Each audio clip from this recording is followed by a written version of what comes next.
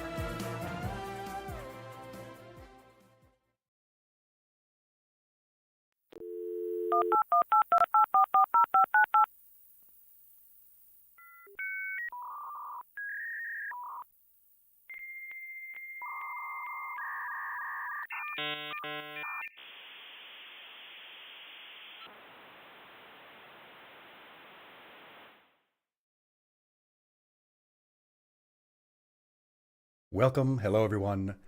Welcome and come on in and find your seats. My name is Mr. Aegis, and I will be your teacher for this evening. I teach health lessons, and I do first-time playthroughs of games that I have never played before, but you probably have, and you probably enjoy them a lot. Tonight, we will be playing Psychonauts. But first, of course, we will be having a lesson, and that lesson will be a conversation about alcohol. So I hope that you have come with your learning caps and you are ready to participate and learn a little bit and chat with me, and then to watch me struggle through Psychonauts. But how are all of you?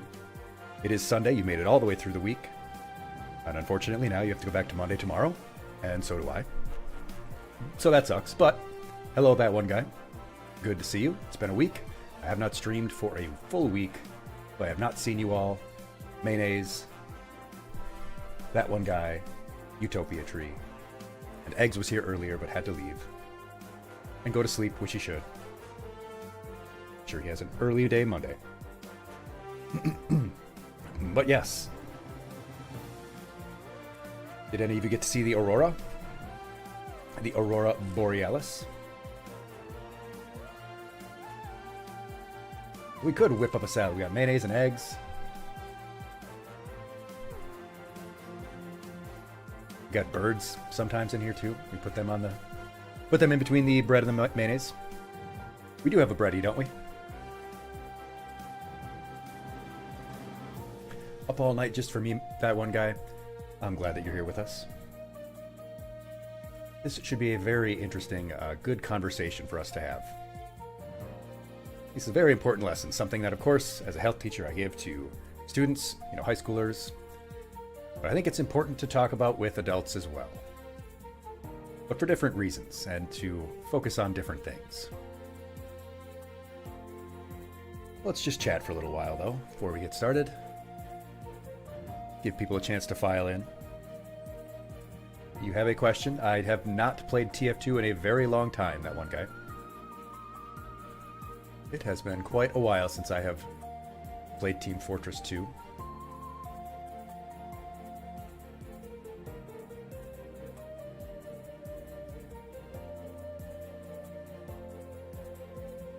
Mayo, you were in Northern Iowa. You don't really care about it. Yeah, you get to see it more often than most, I suppose.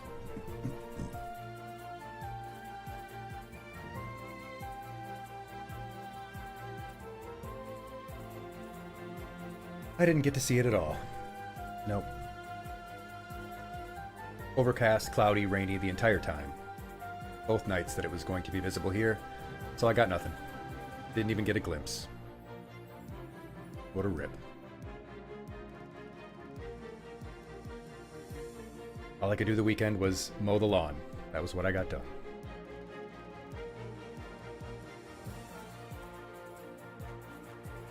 I couldn't even mow the whole lawn. Because a rabbit, a little bunny, had made a nest in the front yard. I didn't want to disturb it. Just had to mow around it. Oh, you just wouldn't waste your time on it. Okay. I see, man. I see how it is.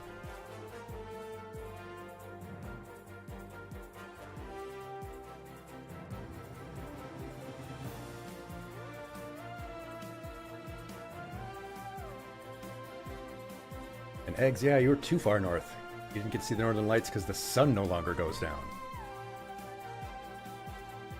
So you're where the sun don't shine, eh? Or where the sun always shine? Is that the other side?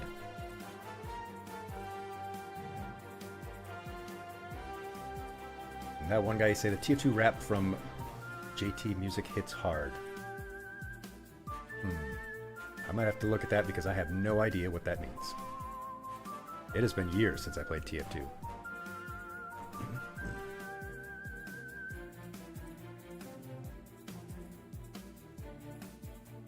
I was always late to the trends in games.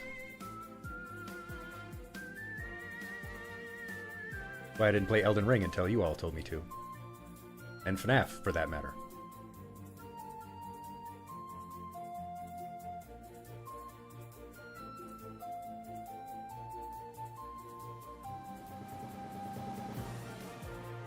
Hello, Bit Shepherd. Great to see you. Been a whole week since we've been able to see each other in stream. Now, that one guy had songs called Meet the Crew, eh? Is it like the Donkey Kong 64 rap? DK, Donkey Kong. He has no style. He has no grace. This Kong has a funny face. Monkey.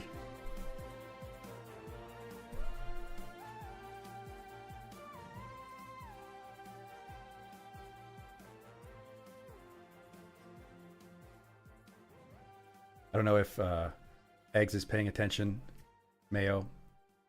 I was probably getting ready for bed because where he is at now is actually Finland. I don't know, it's like, what, 3 in the morning there or something? 2 in the morning? Yeah, he's in the far north. In that area where you said of Greenland, Iceland, land, Finland.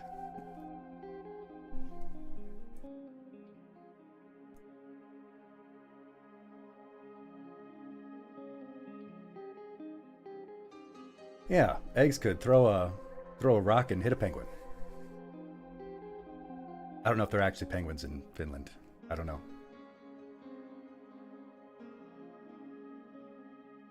Yeah, that danged aurora. That darned old aurora. What's so special about Aurora?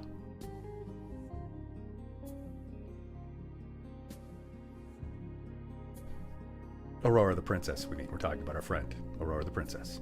One of our students. One of our bad noodles.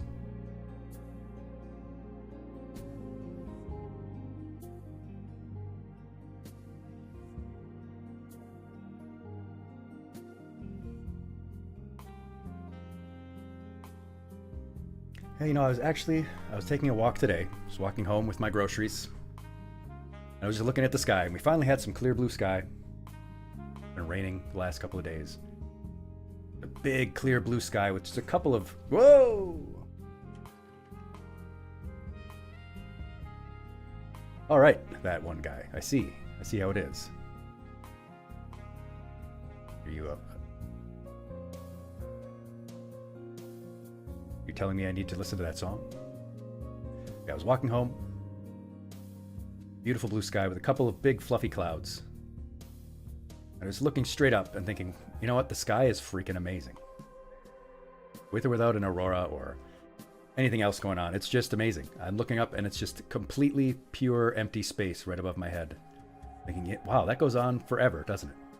It's infinite. It goes on infinitely beyond that. Incredible. I was just kind of wowed as I was walking home. And then I was thinking about that adventure. Oh, mayo. Oh, what's on these spitballs? Is it mayonnaise?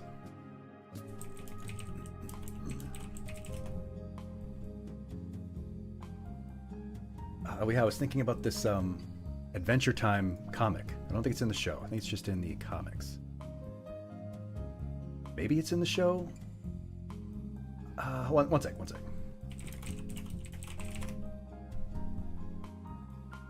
I gotta find this. You look at the stars and have existential crisis. You say, yeah, I get that. I really do.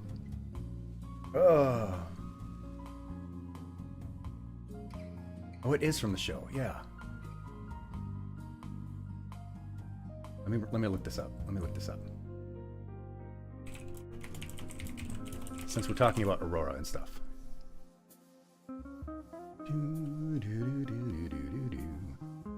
Move into the lesson screen so I can show you something quick.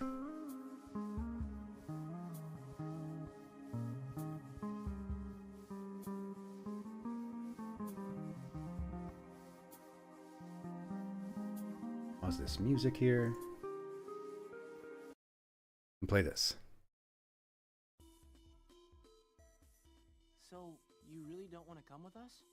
You sure you don't want me to milk you up or freshen you style? No, I'm used to it now. Why don't you want to come with us? I mean, I do want to go with you, but I am a beautiful big man here. All of my instincts are in sync with this computer world. I'm really comfortable here.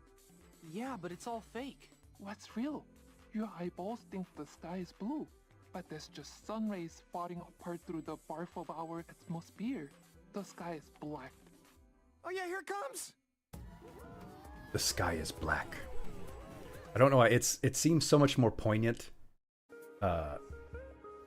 when taking in stills, you know, as opposed to seeing it there with BMO's goofy voice. I have not tried to read forming. No, Bit Shepherd. But yeah, this line. What's real? Your eyeballs think the sky is blue, but that's just sun rays farting apart through the barf of our atmosphere. The sky is black. I think about that sometimes. You look up in the sky, it's actually black. There's complete pitch black emptiness up there, going on forever infinitely. The blue of the sky is fake. It's not even real. And then I feel very small. And so I play a video game to pretend that it's not crazy.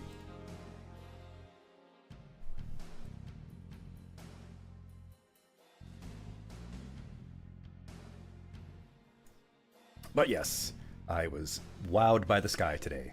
Didn't get to see the aurora, but I did get to see some incredible sky today. And it made me feel very small.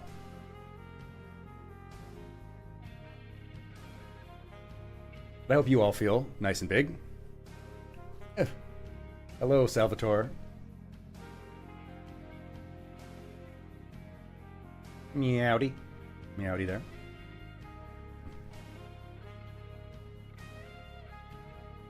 Thinking about Monday, too. I don't want to think about Monday. I have to go to work tomorrow. I don't want to think about it. I don't want to do it. It's only for a few hours, but I don't want to do it anyway.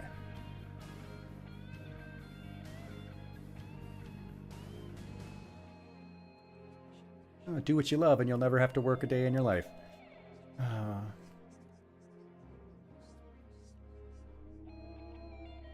What do you want to do? What do you want to work for as a living? I don't want to work at all. I don't know about you all.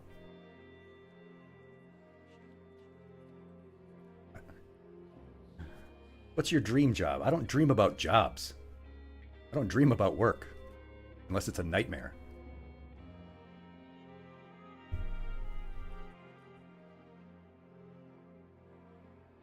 Vet tech, Mayo? That's a pretty good one, though.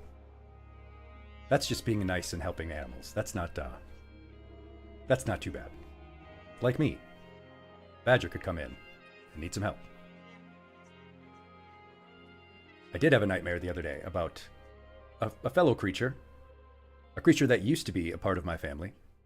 Called a skunk. I was telling you earlier about the rabbit that made a nest in my front yard. I was thinking about it, and when I went to bed, and I had a dream that there were a bunch of rabbit nests in the yard. And I thought, oh, that's cool, actually. And then in one, it turned out that there was a skunk in there, and the skunk jumped out at me and sprayed me.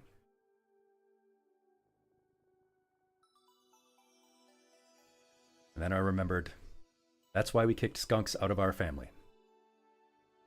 Skunks are no longer related. Well, they're still related. I mean, they're still carnivores. They're still in the Mustaloida family, but they're no longer mustelids. They are no longer related to badgers and ferrets. We kicked them out.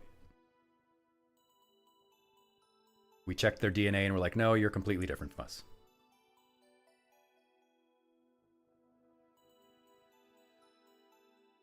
They're literally the black and white sheep of our mustelid family.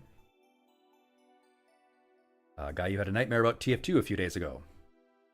Is the hair doctor doing experiments on you?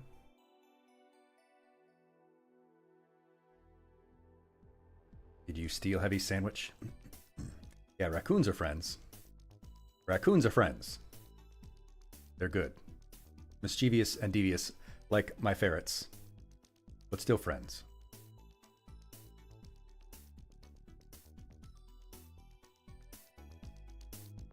I can do without polecats, though. Skunks.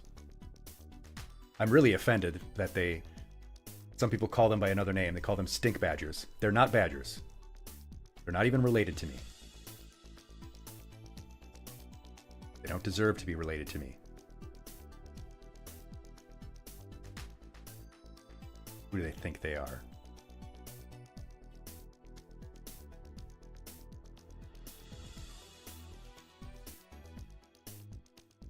Worked too hard to get such a good reputation as a wonderful animal. You know, you encouraged a possum with babies, but of course you watch... Oh, yeah. Definitely. Possums are also friends. They eat up all the ticks and bugs and stuff. They don't spread any disease, for the most part.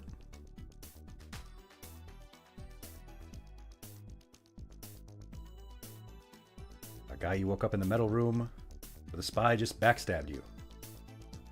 Well, I mean, you'd respawn eventually, right?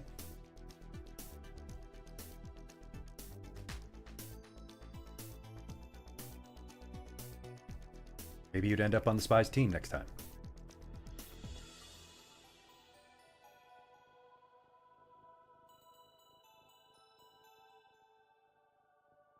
Yeah, the last time I was playing TF2, I was playing because friends needed someone in a little tournament, and I'm like, I'm not going to be very good. I'm going to drag you down. And of course I did. I'm like, well, the only thing I can play anyway is medic. All I can do is play healer, like I did when I played League. Okay, I guess I'll just play Sona and keep you healed. Maybe Lulu. Or some Tarek.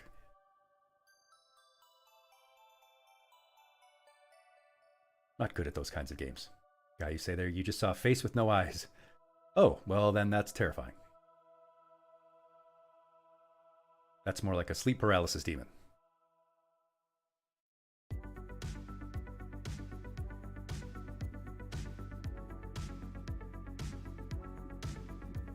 Mayo, a lonely opossum in the woods are more scared of you than you are of it, but the ones with babies will fight to the death, yes, and they will carry all of those little babies around. Thank you, Nightbot. Do-do-do-do.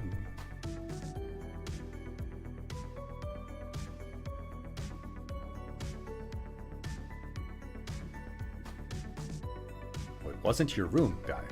You were like in one of the TF2 rooms, in one of the TF2 levels. I wonder if when you do die, it's like a loading screen. It's got like the Dark Souls, you died, or whatever it says. I've already forgotten. You are dead. Rao, greetings. Have fun assembling that bed. Hope you sleep on it afterwards nicely. But of course you can, keep watching me. Mayo, is it true becoming a teacher isn't worth it if you want money? Depends on what you're teaching and what you want to do with it, what you go into. I mean, if you're good at it and you're willing to, I guess, politic it a little bit and, climb your way up into administration. Some people make pretty good money that way. If you just want to teach, if you want to be a classroom teacher, you're probably not going to make a lot of money. But it is a pretty stable job because there aren't enough teachers. Schools will always need more. Well, there will never be a lack of jobs. People will always need more teachers. Usually the benefits are okay. You get a pension and all that. You're going to get hours. There are opportunities to do other things outside of school too. If you want to do tutoring, want to do summer school. I'll be tutoring this summer myself, actually. Maybe say they should just let teachers go to school for free. In a sense, some colleges are doing that now. Some places will pay your student loans for you if you go to school to be a teacher, because the state needs teachers so badly. They'll just say, hey, we need you so badly.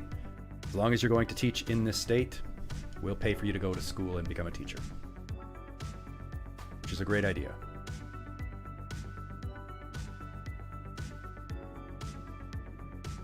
Because the teacher shortage is getting bad, folks. They're so desperate they're hiring people who barely have high school education to teach people in school.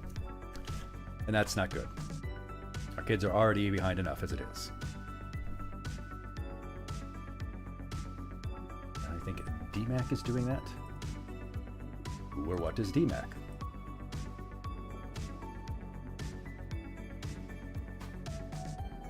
Ah, Bitch Shepherd, yeah, you're settled in for the night. Good, good.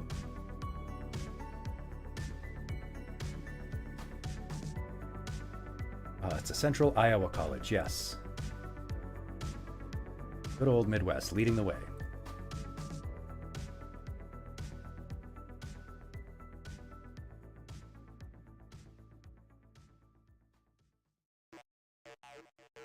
Now, because a lot of the teacher demographic is older now. There's not enough who are coming up behind them, so you're getting a lot of teachers retiring. And there's not enough to replace them, and you're losing all of those decades of experience.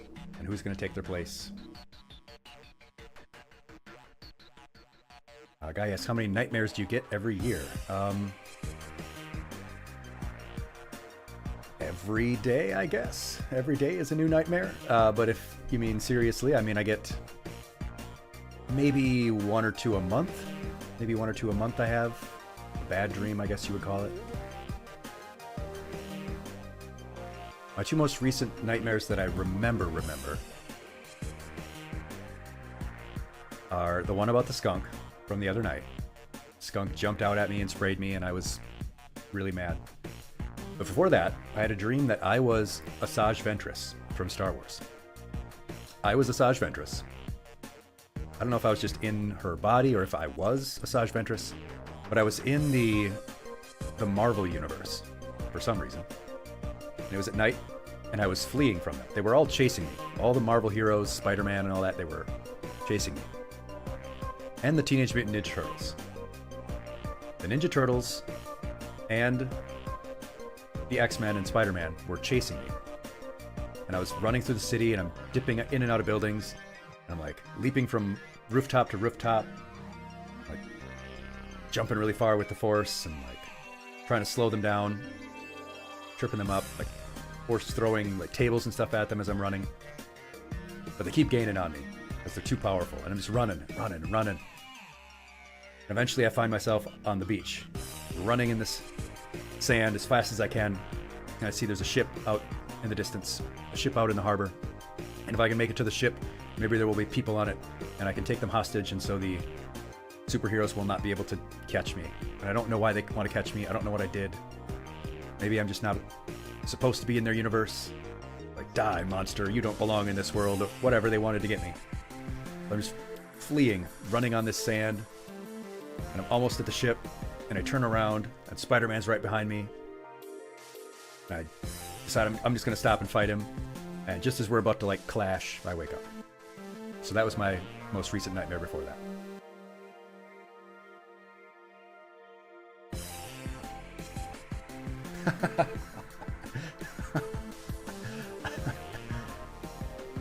Yeah, Bitch Shepherd, same story in factories. Yeah, average age of trades is really old now, yes. It's, where are those jobs going to be? Who are going to replace those jobs?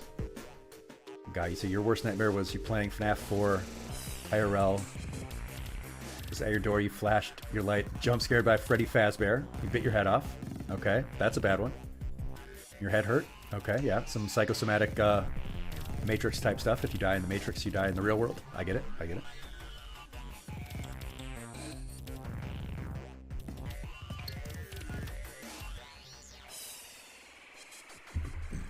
I still wonder what I did that made them so mad. Why was Spider-Man trying to get me? Ventress didn't even end up being a Sith. She turned around and was like, good now.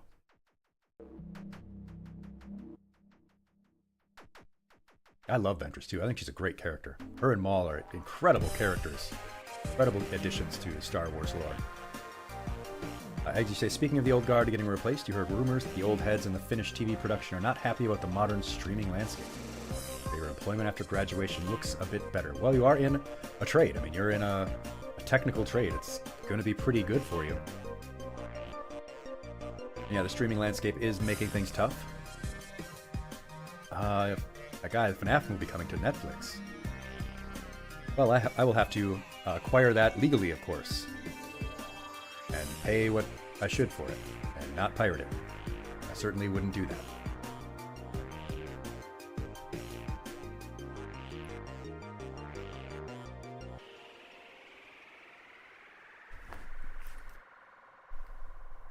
Where were we? What were we talking about? How did I get on this topic? What am I doing? Right, we have a lesson. We do have a lesson, and we should do the lesson. Should I tell a joke or two first? To drive people away so that just our friends here.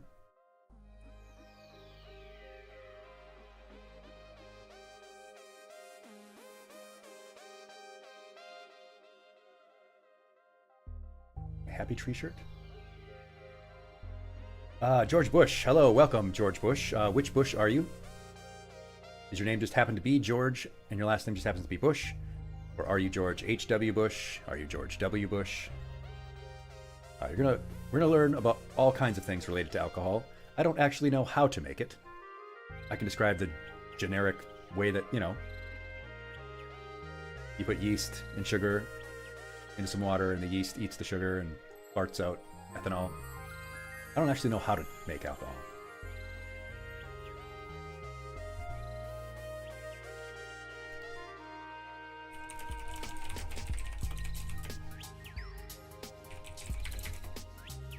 You say, as a person who makes it, it's simple. Well, I am a simple creature. Simple, smooth-brained badger. But I will be talking primarily about the consequences of alcohol. Because it might be fun, it might be enjoyable, but it can also kill you. I mean, smoking can also kill you, but we've already done a lesson about that. The conclusion of the lesson, of course, was don't smoke, it's bad. Good God, smoking is maybe the biggest killer in the world. I don't know why you would want to breathe in straight up tar, but yeah, just don't.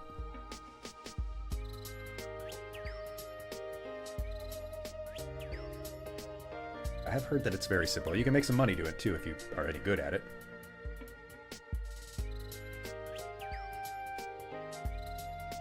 That one guy in the TF2 rap from JT Music the Medic says, still a doctor, but I lost my license. Are you still a doctor if you lose your license? I mean, yeah, you still have your doctorate. I might go for my doctorate, now that I think about it. I did my master's. I could go on for my doctorate. If I can get the grant funding for it, I probably will.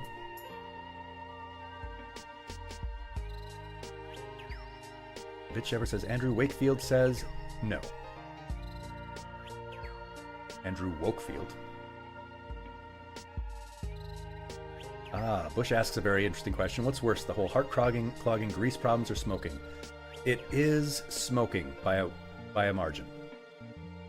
Yeah. The three biggest killers of people worldwide, in countries that have smoking and drinking, some countries don't allow them at all. In those countries, in the West, the three biggest killers of choice, that is, things that people choose to do, are smoking, alcohol, and nutrition. Those three combined account for something like 50% of all cancer factors. It's an enormous burden for those three. But smoking outpaces the other two by a wide margin.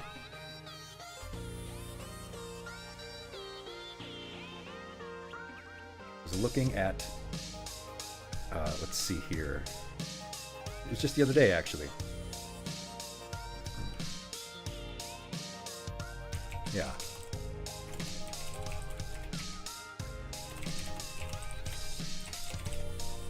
That one guy asks, so I've been starting to have breathing problems. What could it be? Well, you'll have to tell me more. Give me some more info and maybe I can help you out. I am not a doctor, but I am a health teacher and I do have quite a bit of knowledge. I'm pretty smart.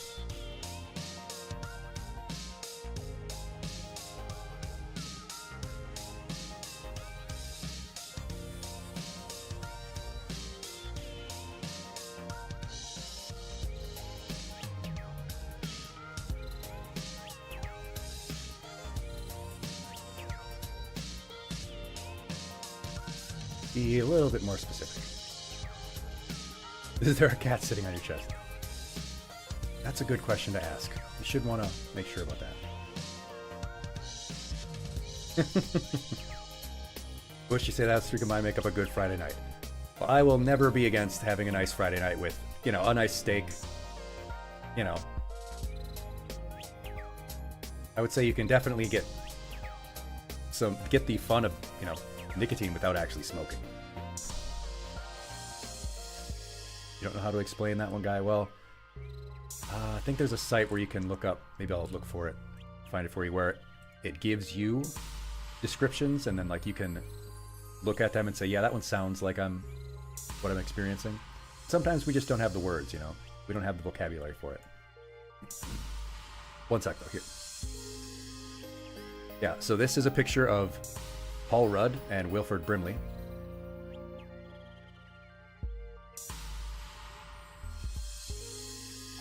Both of these men in these pictures are 53 years old. These men are the same age in these pictures.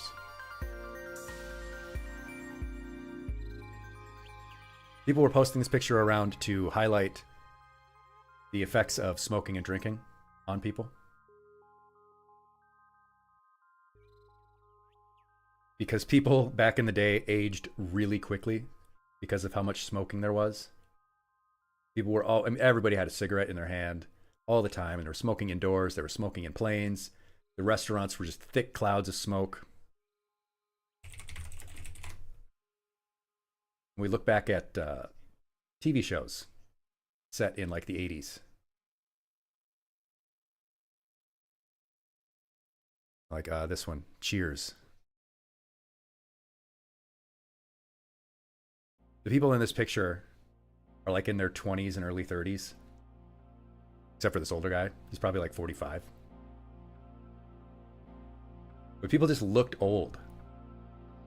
They just looked old back in the day, you know?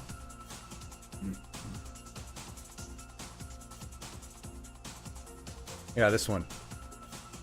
34 years old these two are.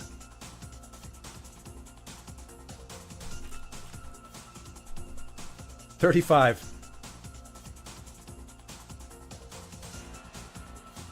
All of the people except this old guy are under 35. Today, people would look at them and be like, wow, you're like in your 40s, maybe 50. Hello, Nomi. Yeah, Bitch Shepherd Sports Photography. Oh, you look back at those old pictures. Oh, that one guy you say, you just don't breathe correctly. There might be a congenital sort of, genetic issue you've been dealing with. They do have inhalers for things that aren't asthma, things that can help with that sort of thing.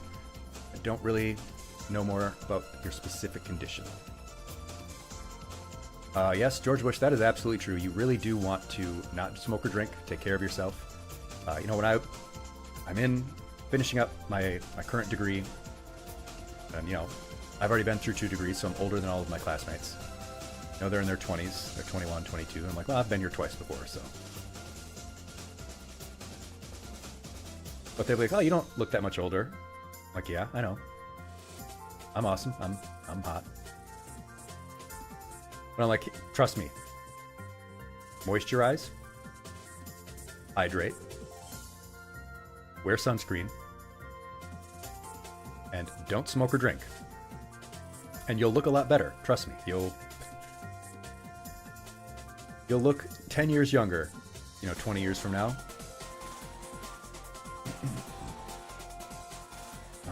Guy, you say, it feels like something's blocking air from coming in. That's actually a good description. That would be very helpful for a doctor, because getting air out, difficulty getting the air coming out, is typically a sign of something like asthma. If it's difficulty getting air in, that's going to be something different then.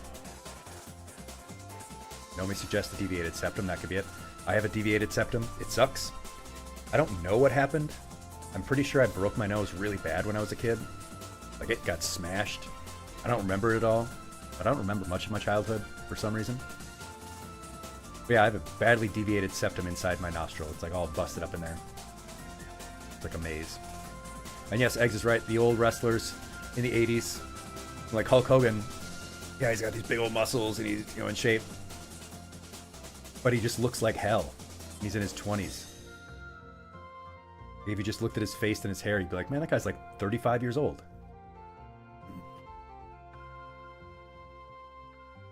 Heck's a good point. I mean, I was just thinking about the other day, watching Adam Copeland's match.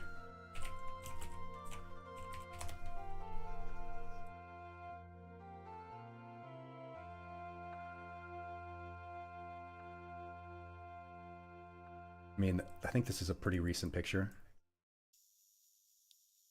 This guy's 50.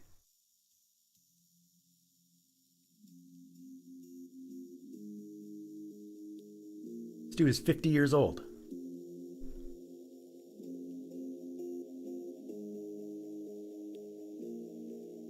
No, that will not get you a dad bod, Bush. That's not good. You will end up looking like Wilford Brimley instead. Unless that's what the look you're going for, in which case, more power to you.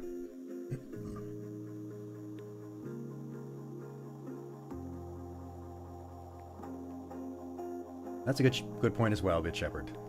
All those famous people, rich people back in the day, they did have the drugs and the doctors. But now people have nutritionists, they have sports physiotherapists and everything. Yeah. Yeah, Mayo, he does look younger than 50. That's Edge from back in the WWE days.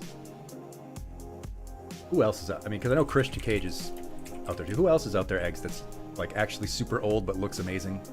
Looks in amazing shape. It's actually hard to find pictures of Cage because he keeps wearing that. Oh, Billy Gunn, yeah. Oh my God. Billy Gunn looks wild. That guy's body is insane. This guy is 60.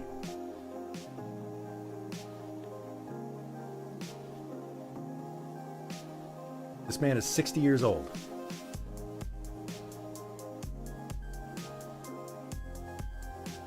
Are you kidding me?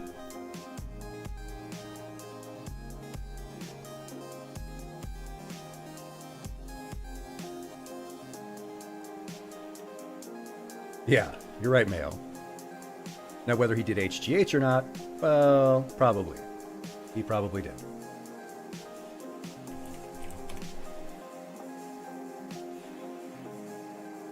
Yeah, Ron Killings. How old is Ron Killings? R-Truth. R-Truth is 52. Yeah, this dude just flat out has never aged.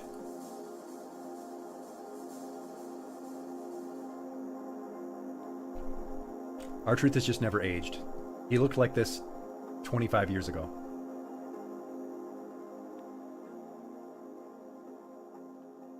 I don't know how we got to this conversation point,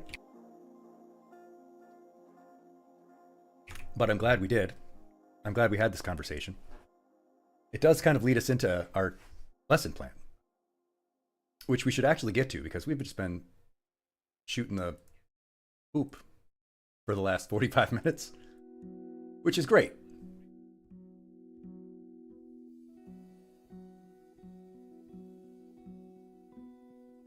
That one guy, when you were 10 and 11, you looked like you were 13 or 14.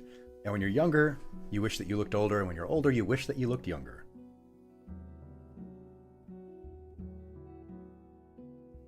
All right, so let's get started on the lesson. Let's make this work.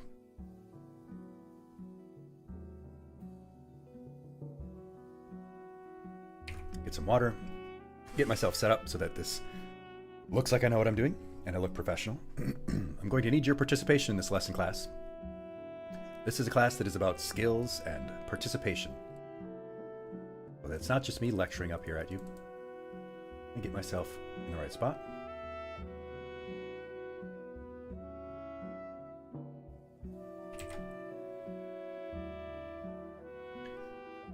All right. A presenter going on here. There we are. Like a mixed drink participation. Well, if you want to do that, that's okay. What I'm going to talk about might spoil you on it, but that's okay.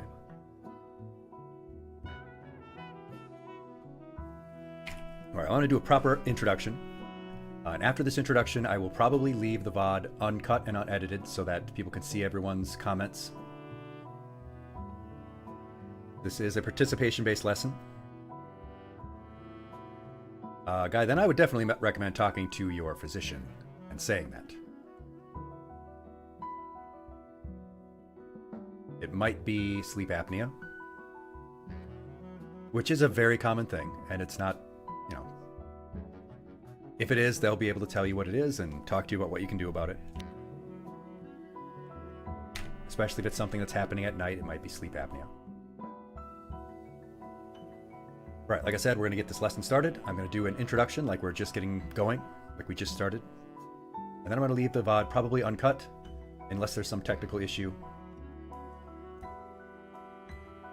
So that everyone can see all of your great comments, because you're going to be doing part of this lesson. That's right. You're going to be helping me with this lesson.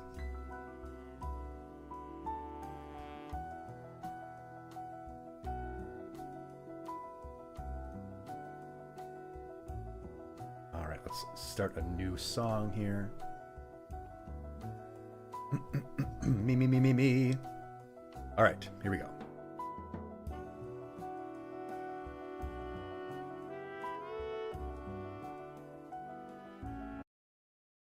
Be the designated driver? Good. We do need one of those.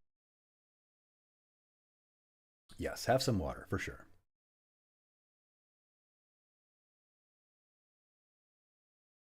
Get my presenter voice going.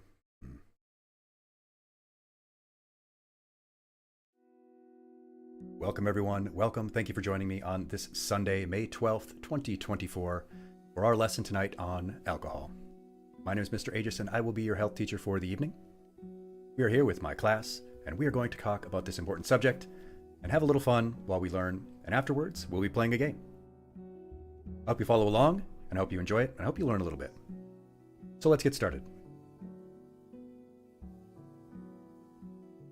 Like I said, today is Sunday, May 12th. It is 2024. We are already 5 months into 2024. Don't think about it. Don't think about it. We're going to talk about alcohol. It's a pretty important subject. And even though we're all adults here, it is still something that I, as a health teacher, love to talk about. Afterwards, we'll do our little breathing exercise right after this little chat and introduction. Then we'll talk about alcohol. And then we'll play Psychonauts. My first time playing through this game will be session 3 for us. At the end, we'll recap what we talked about, and then we will go on a little field trip. That's how it works here. Are you all ready?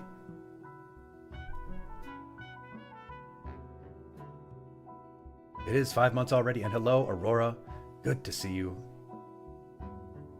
Yes, it's been 5 months already. We were just talking about the Aurora. I hope you got to see it.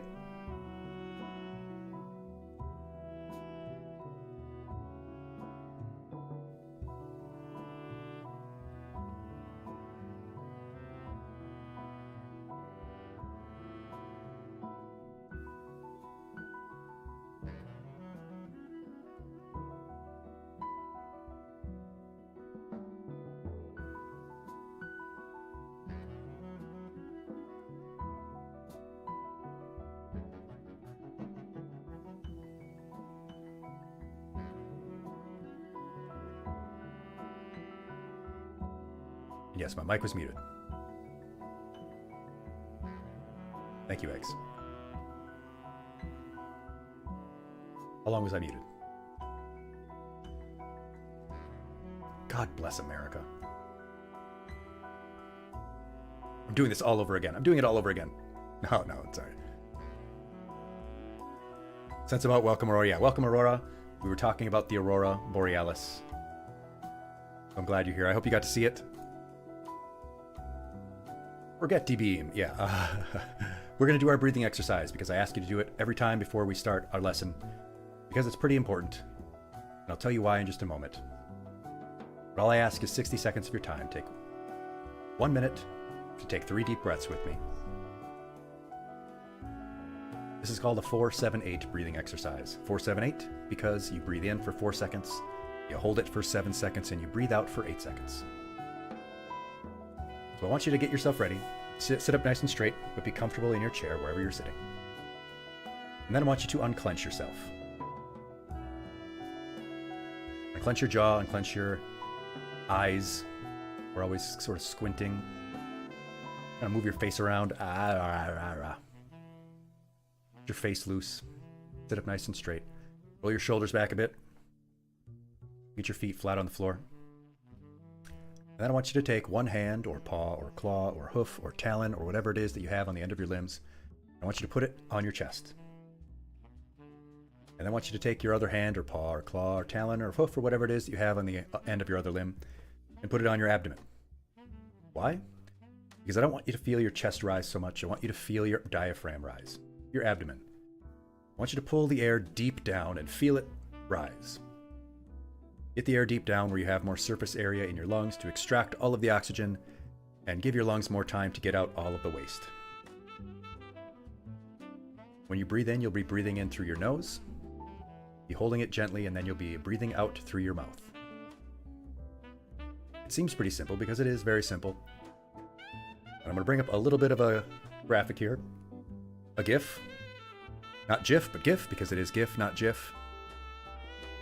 And if you think it's GIF, you're wrong. You see this little pink ball as it's going around? When it gets to the top, that's the part where you breathe in. We won't do it yet.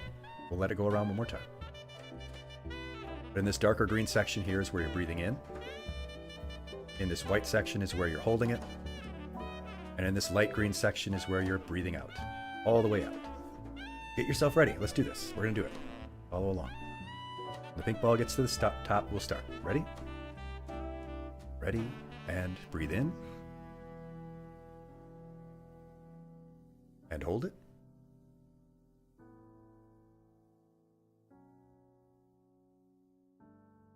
And exhale. Nice and slow, but let all the air out. Round back to the top and breathe in. And hold it.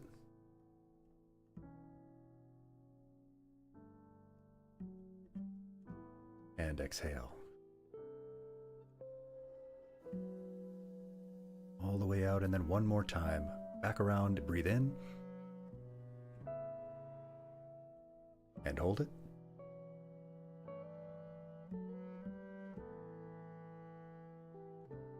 And breathe out. Let all the air out to completely empty your lungs. And there you go. Resume breathing manually. Well, that's all it takes. 60 seconds. 3 deep breaths. And I say it every time. We breathe about 4 or 5 times faster than that throughout the day normally.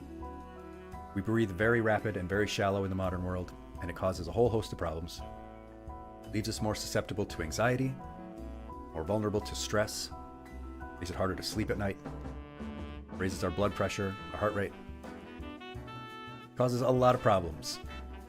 Taking 1 minute out of your day to relax and take 3 deep breaths can be very helpful.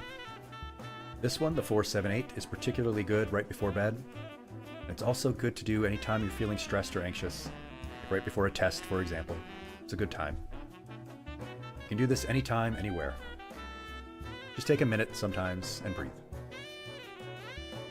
But that's my spiel on breathing that I do every time, for every lesson, because it's just that important. And I have you here as a captive audience, so you have to listen to me.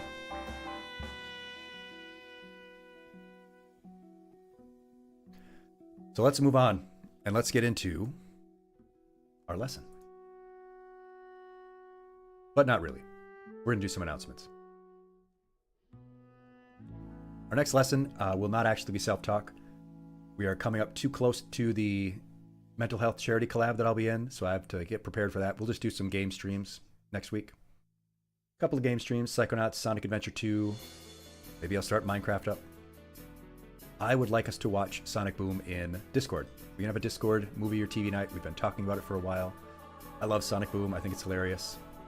Other shows that you can suggest. We can watch anything, basically, since they can't stop us. Yeah, the 25th is that charity collab, so I hope you will be there for that. That'll be a lot of fun, and we'll raise money for charity. As always, use your remotes and redeems as much as you want. Clip things liberally. If you don't know how to make clips on YouTube, on Twitch, there's just a little button you press and you can make yourself a clip. Whether you're on mobile or on desktop. And yes, Bitch Everett, it has awesome dialogue. It can be very funny for adults to watch as well. And hello, Sad Panda. The charity is for NAMI. NAMI. Let me bring up the site. It's the National Alliance on Mental Illness.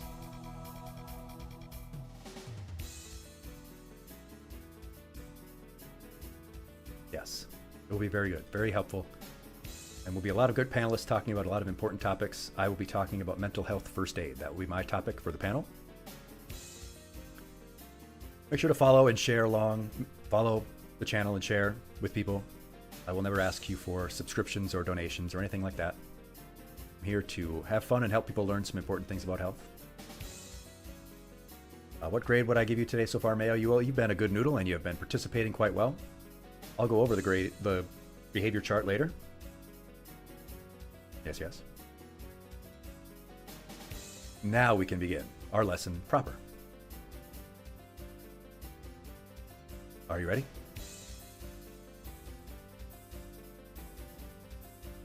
Let's begin our conversation about alcohol this evening, class.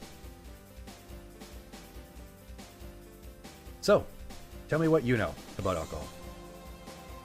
Tell me what you know about, for example, dopamine and serotonin. Tell me what you think these things do while I tell you about what alcohol is. Alcohol is a drug. It's a depressant drug. It's what's called a psychotropic drug. It means that it has an effect on your perception, on your, personality, your mood, all those kinds of things. And it's also toxic. It is indeed a poison. That's what it does. It's a neurotoxin, actually. It is toxic to the brain, and that's part of what gives it its effects on us. Alcohol, typically that we drink, is made by yeast, living little creatures that feed on sugars, and they barf out carbon dioxide and alcohol as a waste product. And then we drink it, and it poisons us, and it makes us feel weird. That's what alcohol is, in short.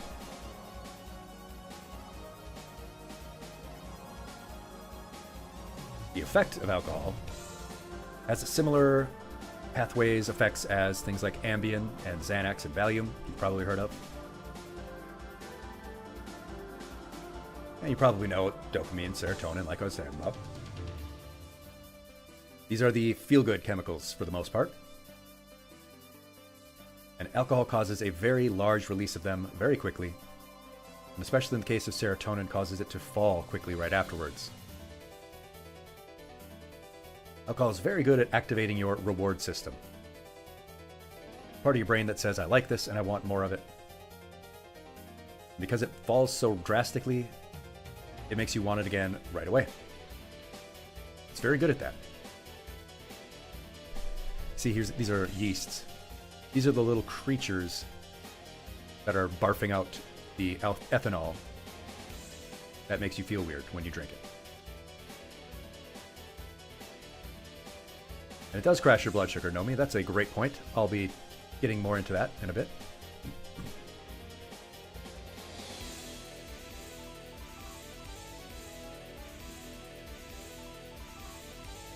Just some quick stuff. Quick facts. I don't like to inundate you with statistics, as you know. But about 50% of the adult population in the country drinks regularly. Occasionally, regularly, frequently. So about half, at least in the United States. About 7%, about 1 in 20 or more, drink what's called heavy use. It means they have 15 drinks or more a week. Some people have 15 drinks or more in a night. But about 1 in 20 people are heavy users. So I'm just going to ask you, and you can tell me, no judgment here. Do you drink? How often do you drink? Where do you typically go to drink? You drink a lot once a week, or a little bit a couple times a week? You say you do 1 bottle a week. 1 bottle of what? Well, yeah, what do you like to drink?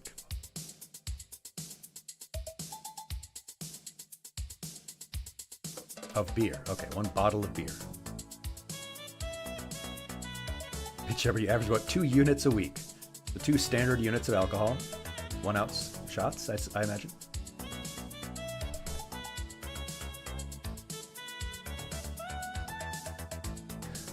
One bottle of beer. Makes sense. I very rarely drink, almost never. Used to drink more often. I just don't ever since my brain injury, which I'll talk about later, I'm sure, if you want to. Most of you very rarely drink. Last time you may have done a bit much, but most sober. Yeah.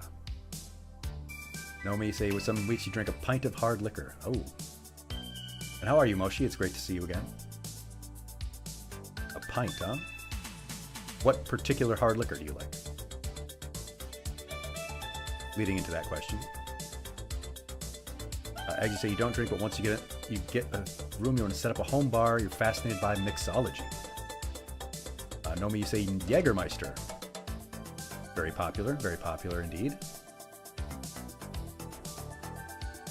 Salvatore, you're a social drinker. Aside from that, almost never. That's a very common sentiment as well.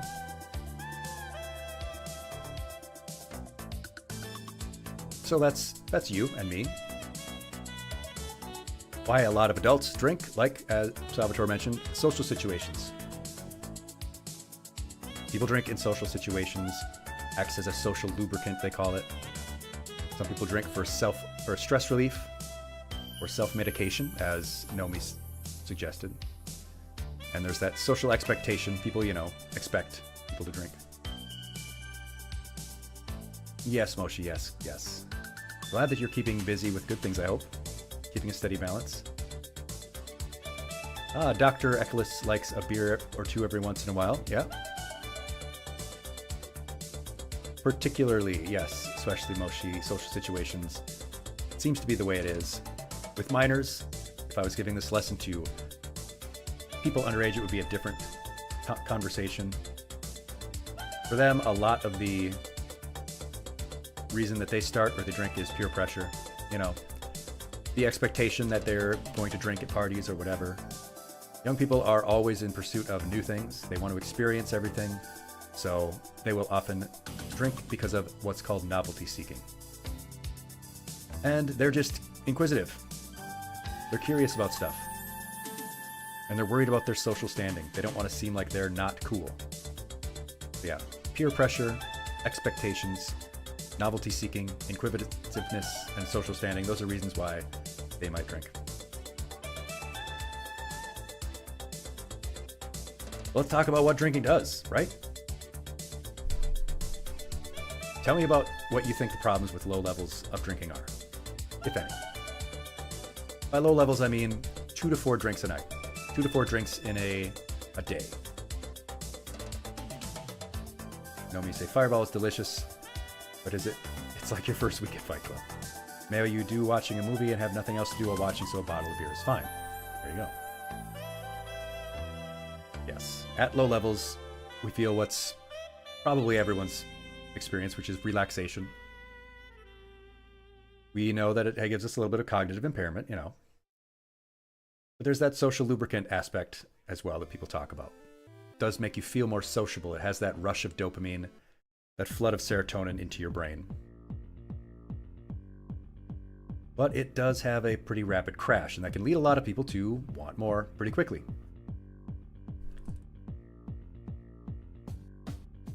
Bit Shepherd mentions sleep disruption as a big problem when he drinks. Late night snacking urge messes up your digestion. Thank you for bringing those things up. Keep them in mind. It's almost like those are really important things. Nomi says that yes, alcohol depresses your nervous system and it adapts to this. If you're too heavy a user, stopping too fast will cause you to seize. Yes, seizures are a big issue for people going through withdrawals from heavy alcohol use. As you've been slightly drunk only once and you didn't like it.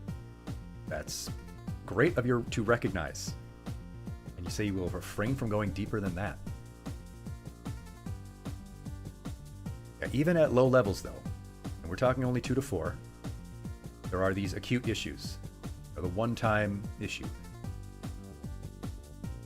Leads to these judgment and memory issues. Once you get past that level 2 to 4, you can have some serious lapses in judgment. Because you're not thinking clearly. Why would that be a problem? Why would it be a problem if on one night you drink too much and you have bad judgment and you don't remember things? Can you think of any reasons why that might be bad?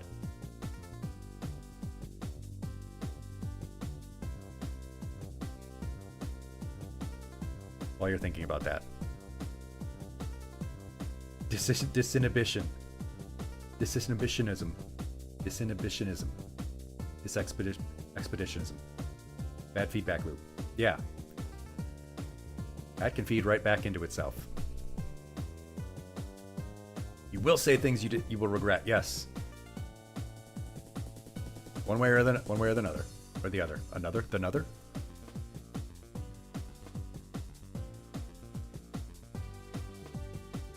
Yeah, those are the acute issues at the start.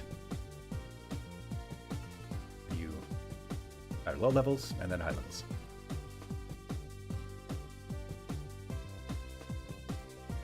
But we got to talk about the old hangover, huh? Got to talk about hangovers. Bitch Ever brought them up. If you have experienced a hangover, if you have been drunk, probably know these symptoms. You feel tired, you feel weak. It hurts when you look at light, it hurts when you hear loud sounds.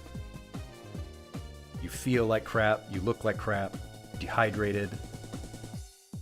Your stomach is inflamed, stomach lining's all messed up. blood sugar's messed up, tired because you didn't get a good sleep. Yeah, that's a hangover. Nomi mentions vitamin B deficiency. Hold on to that too, because I've got some stuff to say about it. But yes, it does cause vitamin B1 deficiency, thiamine. Salvatore says he's been blackout drunk once and the hangover was life-changing. I bet it was. I think about that sometimes of, gosh, how many hours did I feel good and how many hours am I going to feel bad tomorrow?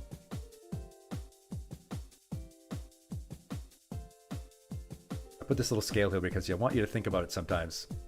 Put the hourglass on the scale. How much time are you going to get of enjoyment versus how much time are you going to get of feeling like crap in return? How much time the next day are you not going to have to be able to do anything else? And for the rest of the day, you're still not going to be feeling very well. Some people, they don't really have as bad of a hangover issue. I don't know. I don't know how they do it. Look at kids in my college class, and they just get blackout drunk a couple times a week, and I think, how are you doing it? But eventually they won't be able to, and it might cause them some serious problems. Nomi mentions the voiding of fluids. Yes, extreme dehydration. Why they always say, drink water.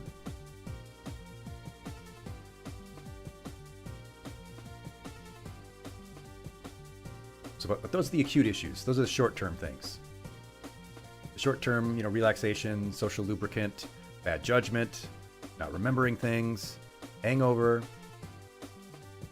And we need to get into the chronic issues. What happens if you do this for a long time? What happens if you drink even a little bit regularly, consistently?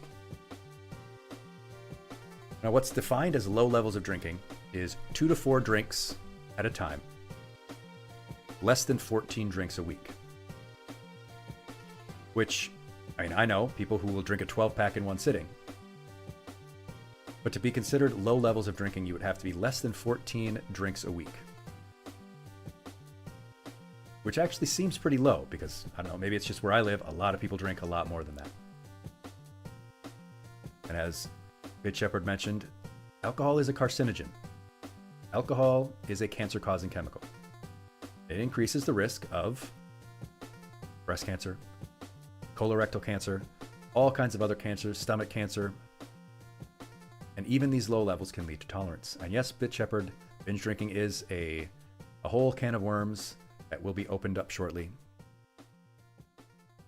My point with the low levels chronic issues here is that even if you drink a small amount regularly, consistent drinking will cause these problems. It will eventually have problems for your liver. Consistent alcohol use does depress your immune system.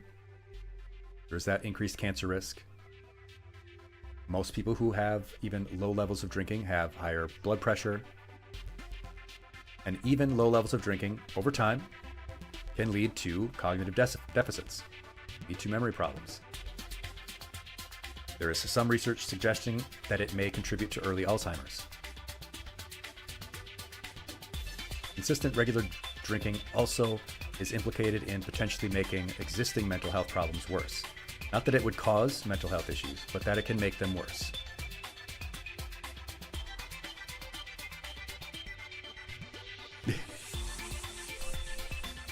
Thank you for letting me know about the music there, Eggs. Always let me know about any of those kinds of problems. Yeah, Mayo. You want to make it 80? Want to make it to 80 years old at least? Yeah. I bring this up because I want you to tell me how you would tell someone else about these problems. I can sit here and tell you about these problems. These scientific issues. How would you tell someone who thinks low-level drinking is fine, but doesn't have any problems? Not that you yourself might think it's bad, but how would you tell someone that even if you think it's okay to do, and it is in your opinion, how would you tell someone, well, yeah, there are still problems though? How might you approach them about this?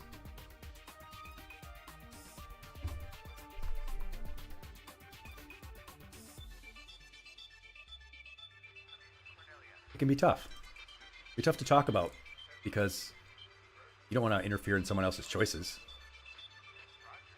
Mayo just says, yeah, flat out explain it to them. Maybe that'll be the best way to do it. Maybe they'll respect that you're being upfront with them, not trying to dance around it.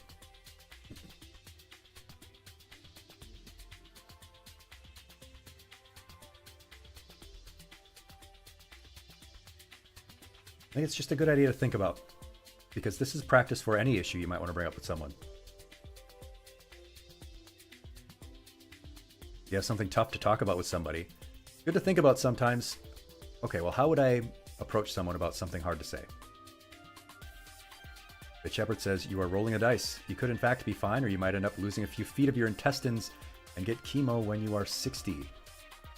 Youch. That would be rough. You know me. Say, unless you're creeped out by it, you're minding your own business. Well, that may be where it goes. It might be something that creeps you out. It might be something that, their behavior is troubling, or maybe you see that it's causing them problems. If it's someone you care about, then it might be worth talking about with them. Yeah, like Egg says, if you drink too much, you might end up getting your guts rearranged.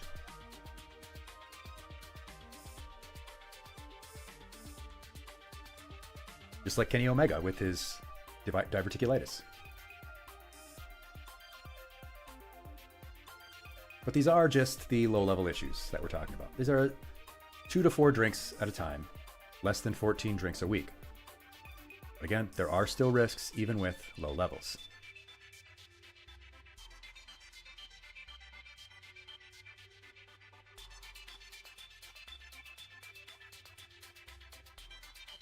But this is an industry. Hello, Huffleport. Thank you for the gold stars. I was just about to talk about the industry. Alcohol is an industry. It's a business. It's a big business. It's a huge business. Countless billions of dollars are made in the industry. Bitch Shepherd says, buy local moonshine. Well, I guess if you are going to drink, I mean, at least buy local. As long as it doesn't make you blind.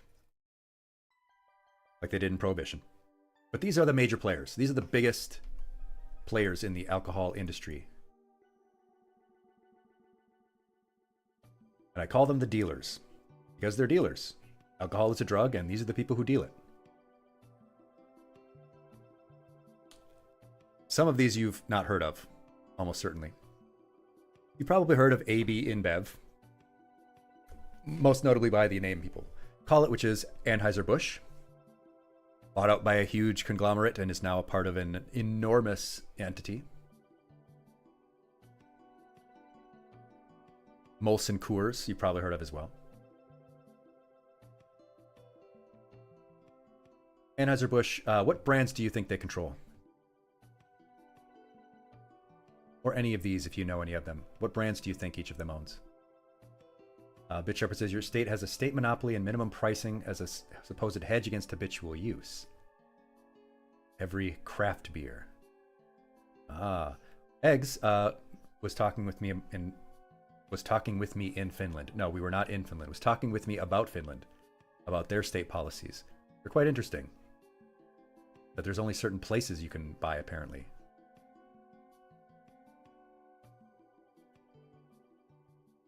What brands do you think Anheuser-Busch controls? And what brands do you think Molson Coors controls? Diageo or Diageo or however it is. They control Johnny Walker, Guinness, Smirnoff, Gordon's, Tanqueray, and about 100 others. They control over 100 different beer and liquor brands. 40% of all the scotch in the world is controlled by them. They have about 20% of all the market share in alcohol. Yeah, Egg says hard liquor is gated in government-owned stores there. This Pernod here owns Absolute, Jameson Whiskies, Malibu, Chivas Regal, Kahlua. You have just a couple of brands, just these 5 brands. Hundreds of billions of dollars, all controlled by just this handful of companies. It's like how cereal, in America at least, there's Post, General Mills, and Kellogg, and they own 90% of the cereal market.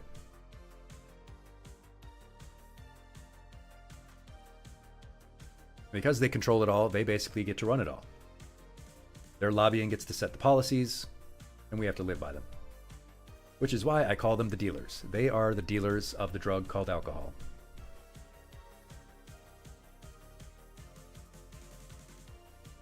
So I want you to guess some things. That's all right, Bit Shepherd. I'm going to give people a few moments to think about this. Tell me how the industry has influenced you. And tell me how the alcohol industry tries to manipulate you. Think about some of those things while we go on break. Be right back after this ad. Put ourselves on intermission here for a moment. See you soon.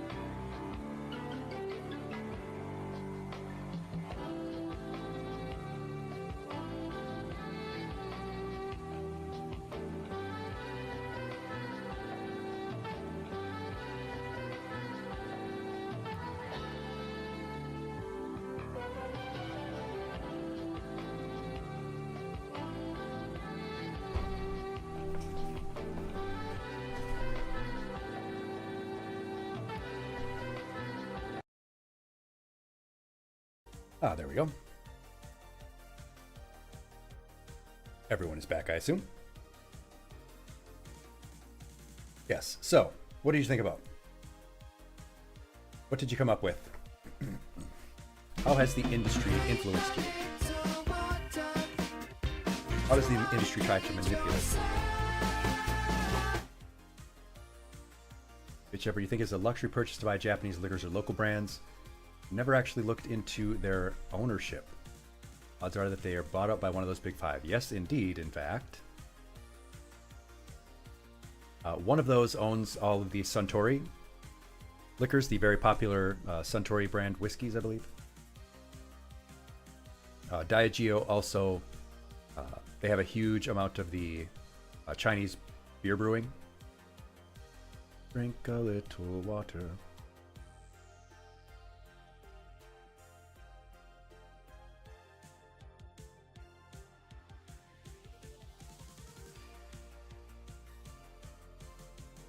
Yes. So, I'm going to bring up the next page, which is going to be all of the things that I find the industry does. These are how the dealers push. These are how they promote their drug. You can list off some of these here. Positive emotions. They associate drinking with positive emotions like celebrating, friendship, relaxation, fun. I put the word comedy here because they will often associate comedy with alcohol. It's just a funny, silly thing. People act silly. Celebrity endorsements obviously are very popular with alcohol. A lot of celebrities now are making their own alcohol. If anybody knows of those, ever seen those?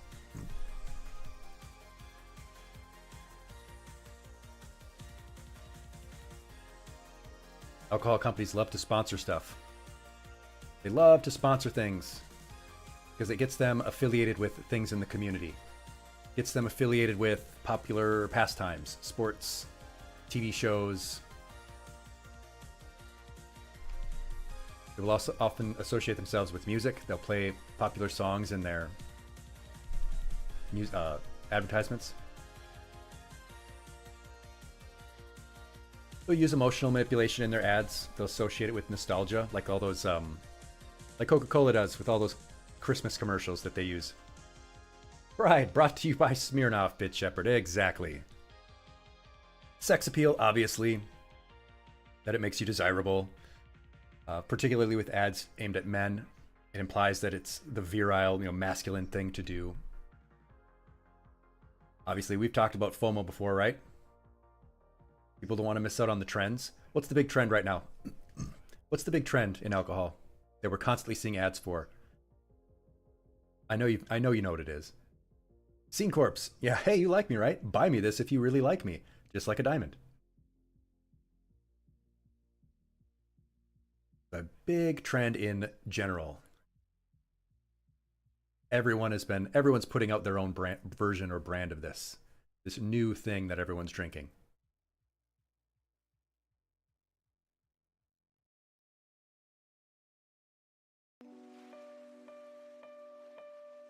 Oh yeah, there we go. Bitch Shepherd's got it.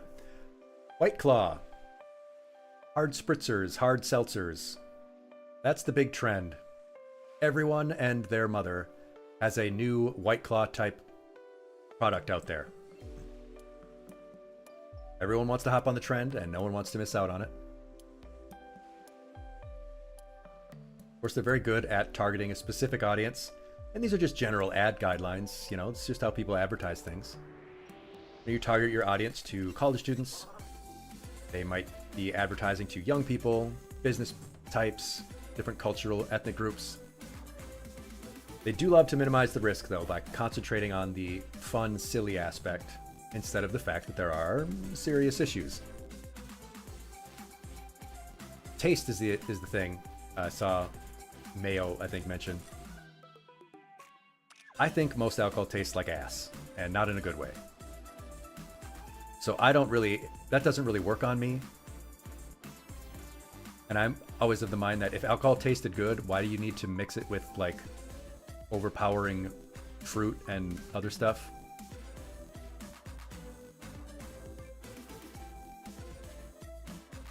Health is one that's sort of come up recently in the sense of like those White Claw spritzers. Oh, it's 0 calorie. This is sort of guilt-free. Really, is it? Know me, you like Wet Russians, huh? I'm going to play, though, a couple of ads. A couple of alcohol ads.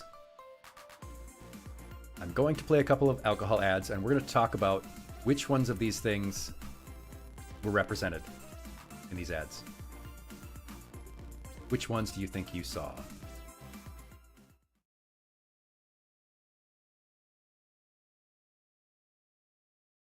All right, so here's our first alcohol ad we're going to watch.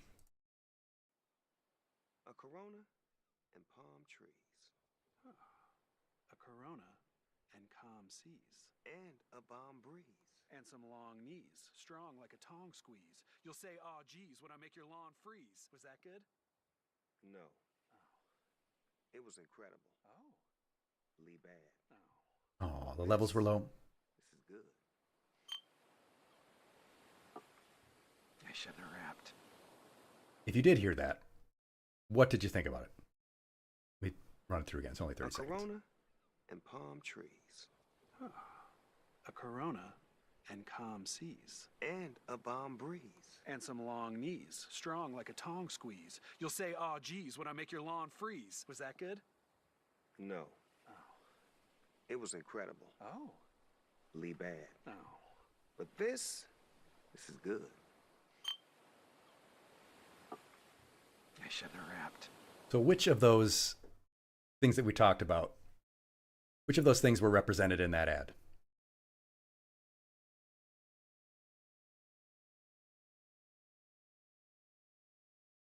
Life on the beach with a cool guy and a funny guy, Bitch Shepherd says. Nomi says it was better before he talked. So the ad had the opposite effect on you, Nomi. Use of celebs, very good. Scene Corpse, they used celebs.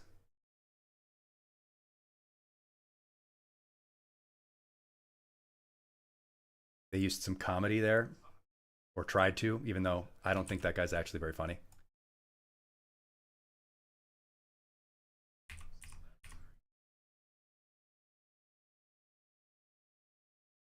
Celebrity sponsors. Yep. And a beautiful place setting. Yep. Mayo. Now, when I put taste here, one of the things I was hoping someone would catch on to, though, is they're always talking about how alcohol is refreshing, or it's crisp, or smooth, or that it's icy when it's hot, or that it's warming when it's cold. That was definitely represented here. It's a nice warm beach with these nice cool glasses in the ice. That's how they do it. Try this one and see which of these aspects they depict.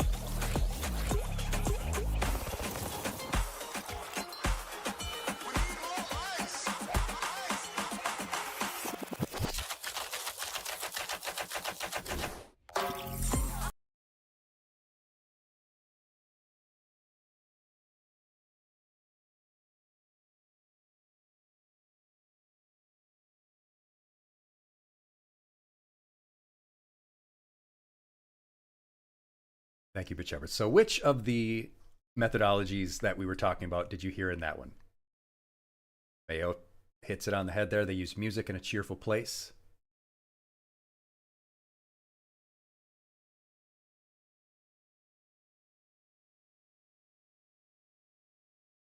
Nomi say you dance all the time at work.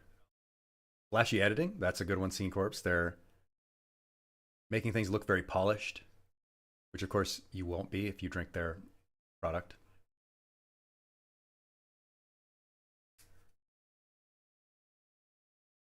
So you saw a whole bunch of young people, right? You saw a bunch of young, attractive people in a party-like setting. It's a cool place. There's cool music. Everyone's dancing. That's a good point, Scene Corpse. It doesn't focus on any one thing. It tries to keep you engaged. That's a good one, Bitch Shepherd. That's very subtle. They kind of tied the drink making, and the rhythm of the song. Those are some good observations, class. How about this one?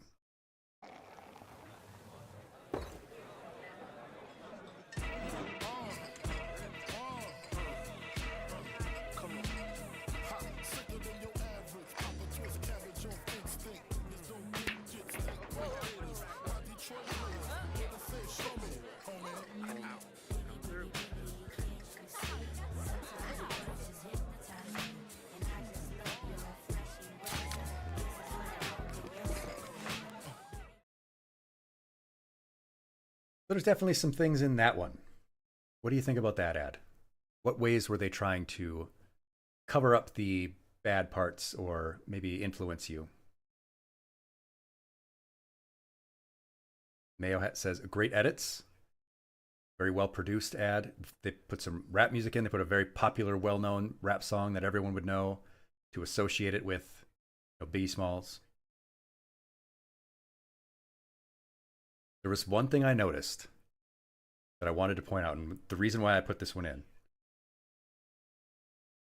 Bitch Shepherd says the tagline indicates their beer is watery, which is true. Well, they didn't lie about that part. There was one moment in this ad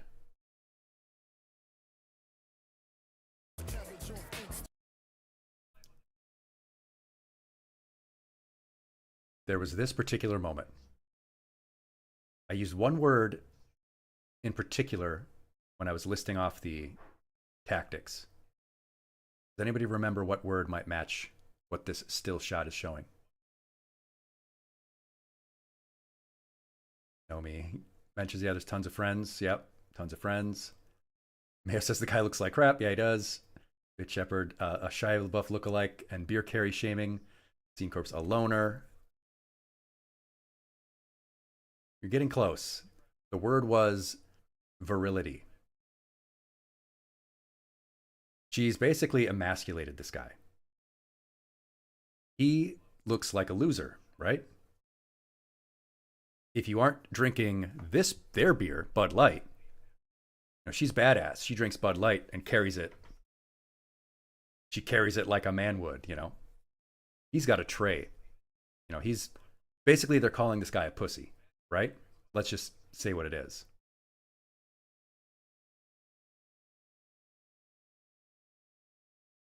Yes, Mayo.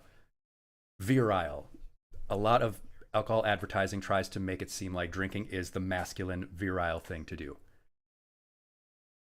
Yeah, he's actually the one who's being smart. He's in a crowded bar carrying drinks that I presume someone paid for. Why would you risk dropping them? And then everyone's going to laugh at you anyway. Oh, but she's the cool one because she's carrying them all by hand. So they've put some subtle, you're not masculine if you don't do this kind of thing. That's a reason why I wanted to put this one in our little collection. Let's go to this one. Since we were talking about those White Claws, right?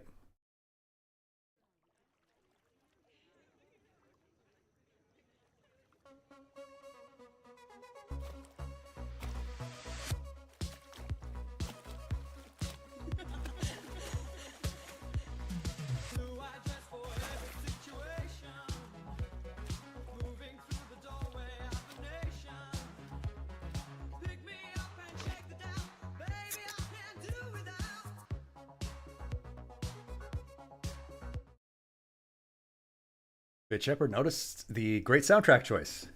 Yeah, they pick really engaging, fun songs that will get stuck in your head. Naomi said this drowned a dozen drunks easily.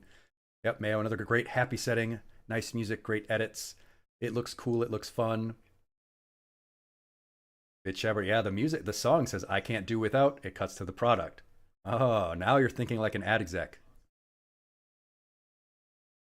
It really makes this seem like a light, refreshing, drink. It's not going to weigh you down. You can go to the pool and probably get drowned.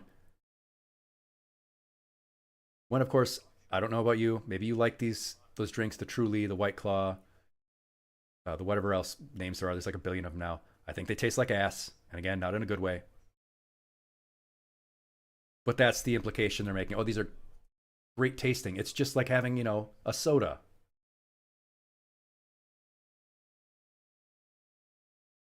When it's not. You shouldn't drink soda either, though, class. We talked about this before. You're emulating your Lord and Savior by walking on water. I would walk on water to get away from these products. Great observations. You're almost through this section, class.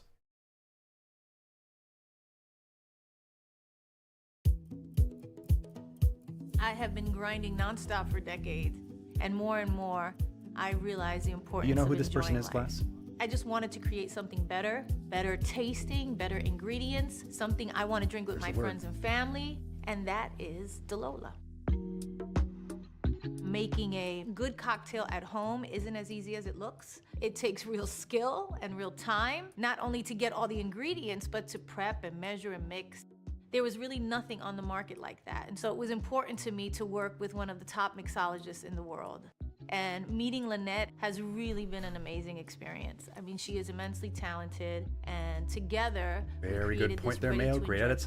Famous person. Amazing flavor. She's in this light, happy setting. She's like on the shores of Italy. Delola is more than just it looks a fancy. Cocktail. It looks glamorous. We are female founded, and in the drinks business, there are very few female founders. So notice this business she is notes that it's a female founded business, so she's catering to a particular audience. A long time ago, I was given the nickname Lola, and it's Italian coast. Yeah. I just look at these pictures of us on the beautiful Italian coast. And our Delola.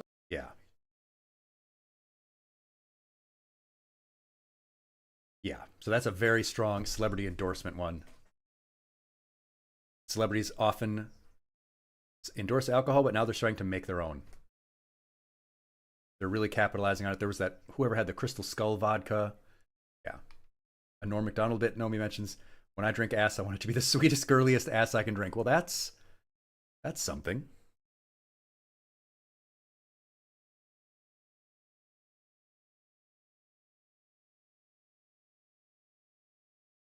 And here we go with the classic Bud Light.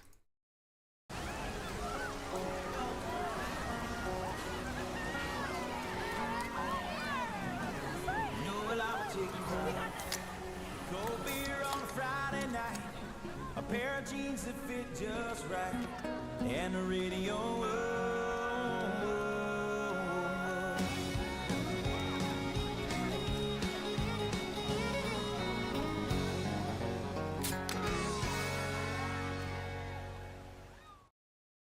Hey, Nomi caught it right off the bat. Not one beer belly there. Everyone is a young, fit, attractive looking person, conventionally attractive individual, having fun out in the rain. Play a country song that's about drinking. Is, you know, something to note as well. How much country music is just about drinking. I'll skip this one because it's just about product placement and being, you know, associated with the NFL.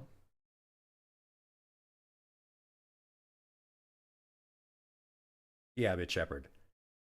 I just hate advertising, period. That's the problem. The problem is capital. Yeah, Scene Corps. They're trying to get all different kinds of people. They will use rap music. They will use classic 80s rock. They will use country music. They don't actually care about you or your music. They don't care about your scene. They just care about your money and your liver.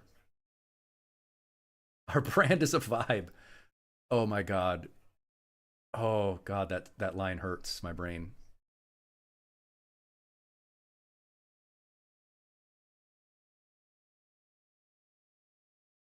Here are a couple of non-TV ads. Billboards, magazine ads. Things like this one, or one of those hard seltzers. Alcoholic sparkling water. That's a thing now. Got some fear of missing out here. This one is from Black Label Beer. I think that's in Africa. It says, champion men deserve champion beer. What technique are they using there? What are they going after?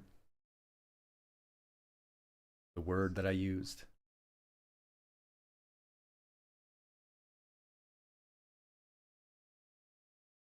Yep, that virility. This is the beer that, you know, men drink. There you go. Yeah, good one, Salvatore.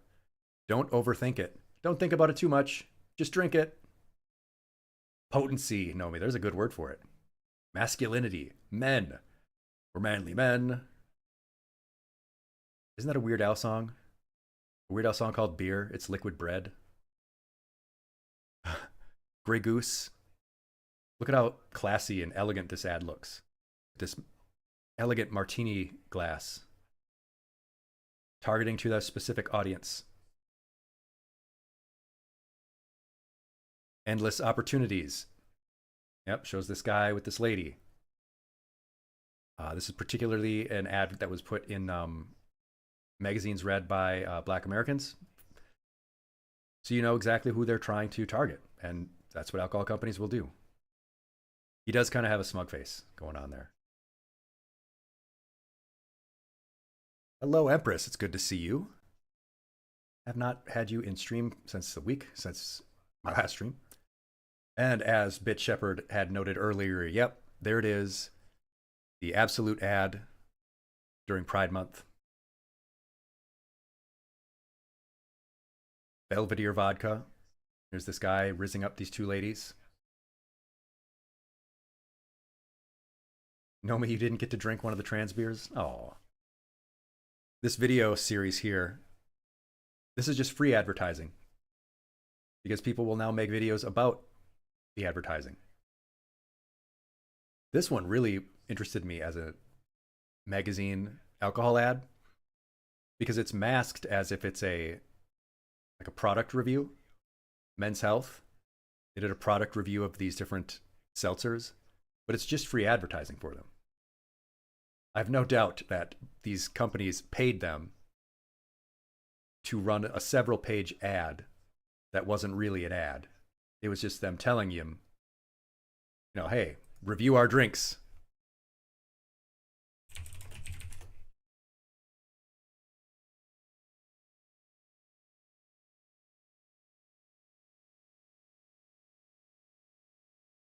And of course, it's a men's health magazine. So the implication is that these are healthier.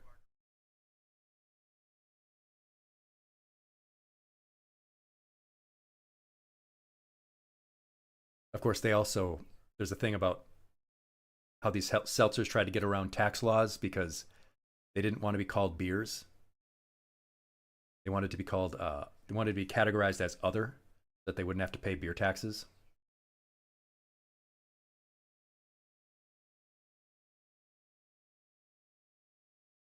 These two are not made by the same company. Mark Anthony, if you remember that name. You sure he was like an actor?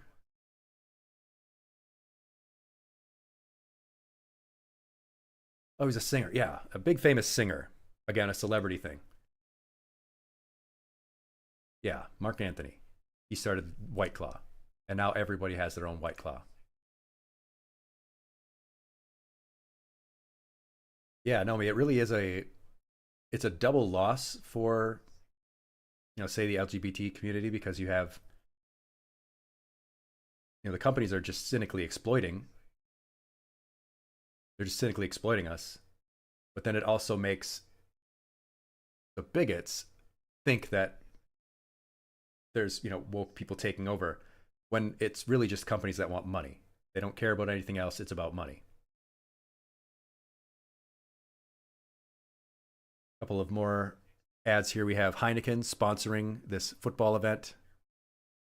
Coachella, the entire Coachella lineup brought to you by Heineken. You have two race cars, one Bud Light and one Miller, racing against each other. Corona is the official beer of the Olympics. The official beer of the Olympics, the celebration of human physical achievement, brought to you by beer. I'm told that this is the logo for an esports group, but I don't know anything about esports, and I hope to never do. But yeah, Bud Light sponsors this esports team, apparently. You can bet your bottom dollar that there will be a lot more alcohol advertising in esports very soon. Red Bull, there you go, Bit Shepherd. Hey, it's almost like we talked about that in our caffeine episode when we talked about energy drinks. Yes, indeed, we did.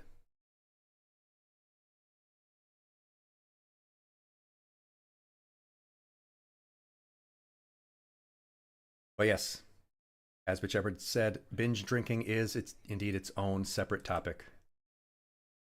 So we're going to talk about that now. What is binge drinking? What is it defined as? Binge drinking actually just means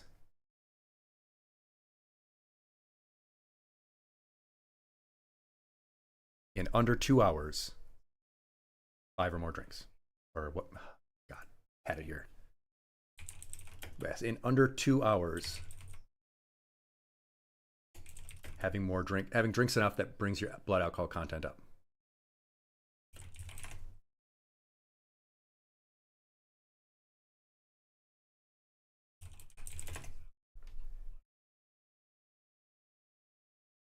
Yes, 5 or more drinks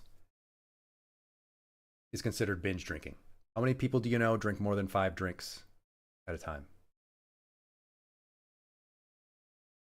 Have you ever had experience with someone binge drinking? Because this more than 5, 1, 2, 3, 4, 5 drinks, that is binge drinking. Empress, you're not a big fan on beers, you say, but you will try some brands like Bud Light. Nomi, you like Heineken. Nomi, you also say when you get drunk, you'd like to get even drunker. And that is a problem. And that is a part of the serotonin and dopamine cycle. It rises quickly, it crashes quickly, and leaves you feeling like you need more. But all of the problems we talked about earlier, all of them come in worse form with increased binge drinking. Even if it's the same total amount of drinks in a week, if they're done in a short period of time as opposed to spaced out, it is worse.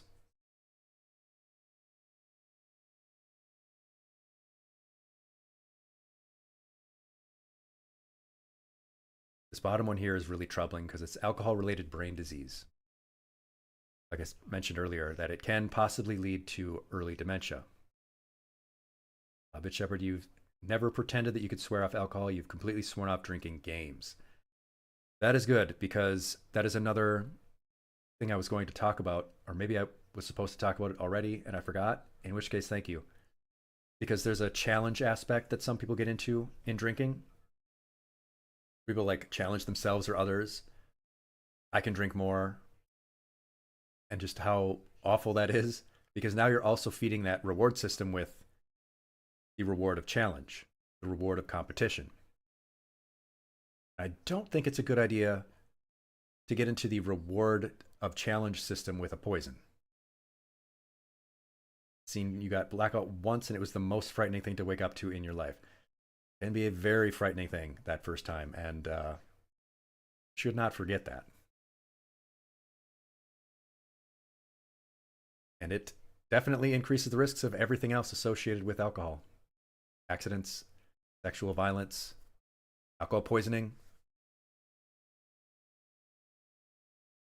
Know me, please. I don't love that you do that.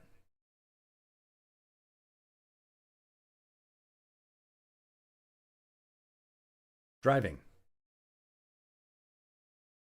Drinking and driving. This is a part of the participatory aspect of this lesson class.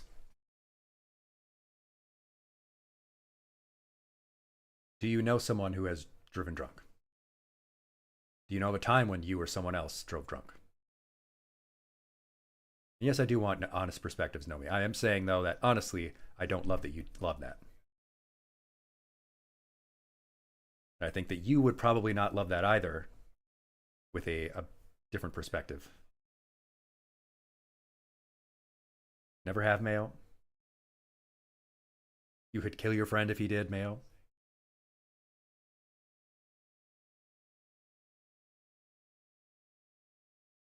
Good Shepherd, you know people who justify drunk driving. Oh my God. Empress, yes, indeed. I am from Wisconsin. I have heard of beer pong. I had a professor who did a lesson where we did water pong because she couldn't obviously have beer, even though we were all college students. But we brought out tables and ping pong balls and red Solo cups, and we played a pong-like game where we had to quiz each other on the test questions.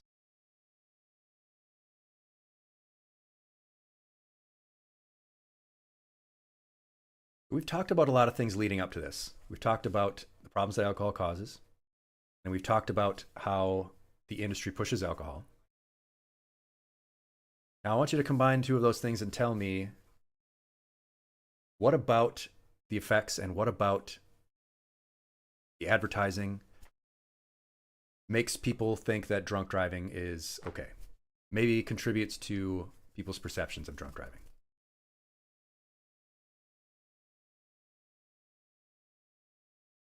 And while you're thinking of those answers, we didn't even touch on the cultural aspects, like, you know, beer is associated with July 4th. It's just sort of seen as normal. People have a drink with dinner. You're supposed to, you know, drink when you go to a concert or whatever. Oh, it's rooted in, you know, different cultures. It's just so normal.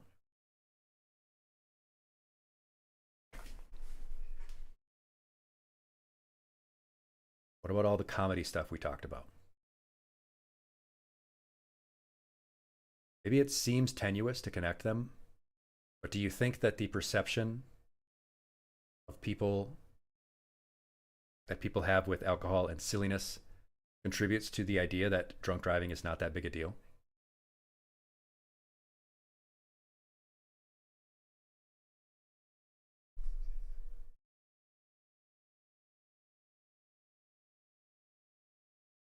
Bit Shepherd, the only negative alcohol ads you can remember seeing were the hosers ones.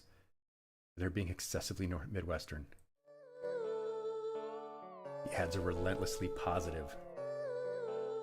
Yeah. So some of those other things we talked about, you know, there's comedy.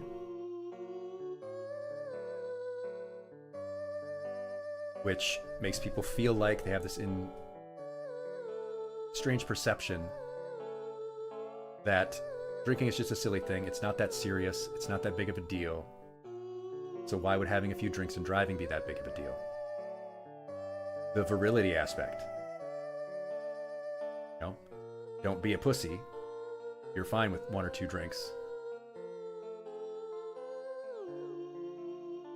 There are a lot of things about the way we perceive alcohol that can lead people to think, hey, it's not that big of a deal. Just like over drinking is not that big of a deal to people. Well, Mayo, thank you so much for that. I love to hear it.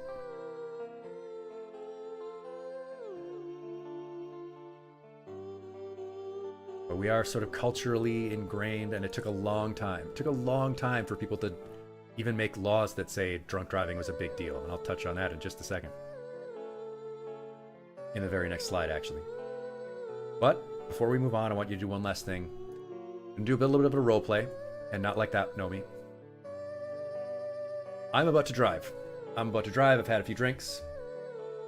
You're my friend. We've been hanging out, and I'm about to head out. And I grab my keys. What do you tell me? What do you do? I am your friend, right?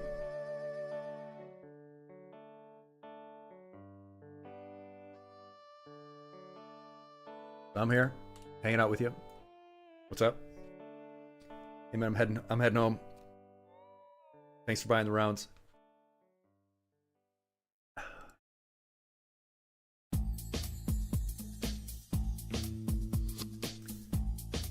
May you say you F no. Alright, I'll let myself use this one. I'll put it in the swear jar.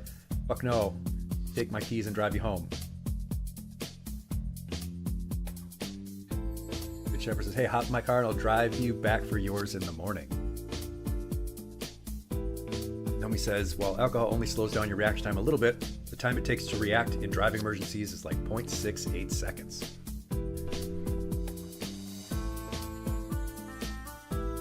All right, Bit Shepherd. Let's say you didn't bring your car there. Let's say you walked or you took the bus. Mayo, that's a good one. Assuming you're not drunk, what if you are? What if you are drunk too?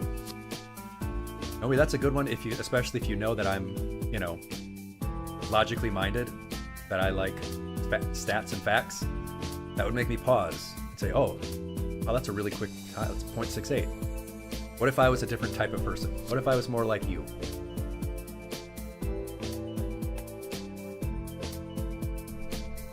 Mayo, call an Uber for both of us. And that's generous and all. I really don't want to have to come back from my car in the morning.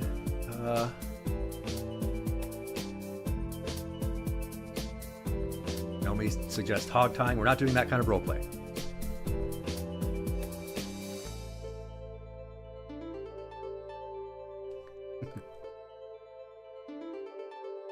I'm not trying to make this hard for you guys either. You had some great suggestions. It is good to think ahead of time, though, of, hey, what if this happens to me? What would I say? You don't want to be caught off guard.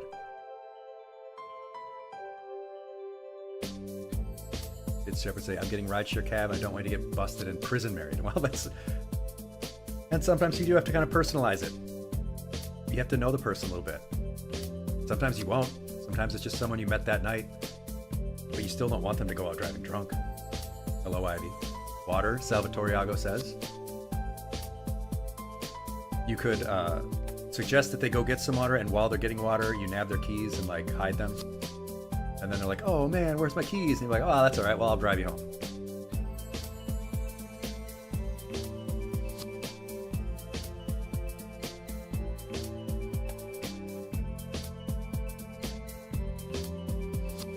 In some places, I think there are programs where the taverns, saloons, all you have to do is talk to the bartender, tell them you need someone needs a ride home, and they will call a cab for you.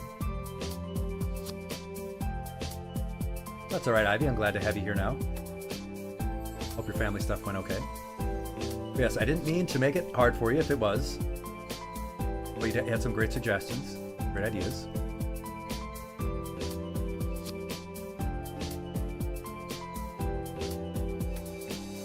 I did want to comment on where I live in Wisconsin.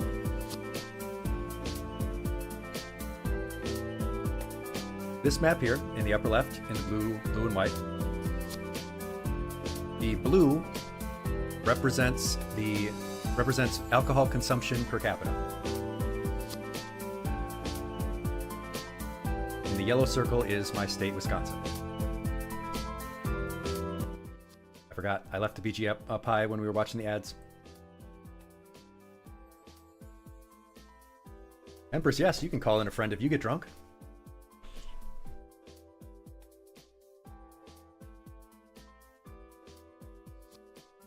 Iowa adds up, there's nothing to do there. Yeah, look at us there. Wisconsin and Iowa. Yeah, Wisconsin is completely dark blue. That is alcohol consumption per person.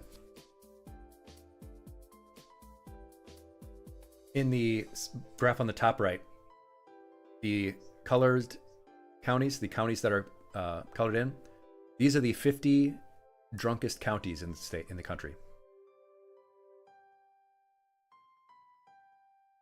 40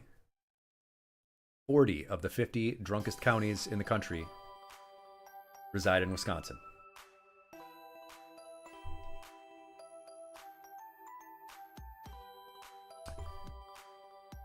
Good Shepherd, so you have packs with multiple underage people that you will pick them up, no questions asked if they need a ride. And that is something that a lot of the younger people need. They need to know that there's going to be someone without judgment who will help them. And something I can comment on in teaching is that a lot of kids are told by their parents, you can come to me with anything. I will be the one to teach you about this or help you with this. But those are typically the kids who know exactly that their parents are not the one they can talk to. Their parents are the ones who will judge them. They're afraid of their parents. In the green and white one here, the green states are the states that have the most lenient drunk driving laws. The states in white have the strictest drunk driving rules, and the states in green have the lightest.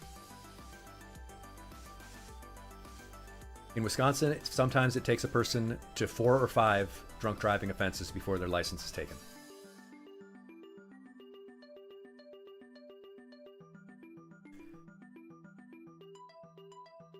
Wisconsin is excessively permissive, Bit Shepherd, yes.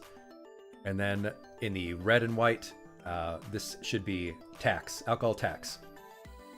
Wisconsin has some of the lowest alcohol tax in the country. There is an enormous history and problem in Wisconsin with drinking, with binge drinking, with keeping prices low on alcohol, keeping the laws limited in what they can do to stop people from drunk driving. They tried to make it like a state constitutional ban on roadside checkpoints where people are checked for alcohol. Yeah, Ivy, it is pretty wild that things can vary that much. Yeah, at least Wisconsin is, at least you're doing better in Iowa than in Wisconsin here on some of these things for sure. But you can see the patterns here. Dark blue, colored in, lightest, darkest. It's bad. Interestingly, Wisconsin's Tavern League, the lobby that represents the alcohol industry and businesses here in Wisconsin. One of the most powerful lobbies in the country. One of the most powerful. And they have been behind a lot of efforts to prevent the legalization of cannabis in Wisconsin. Interestingly enough.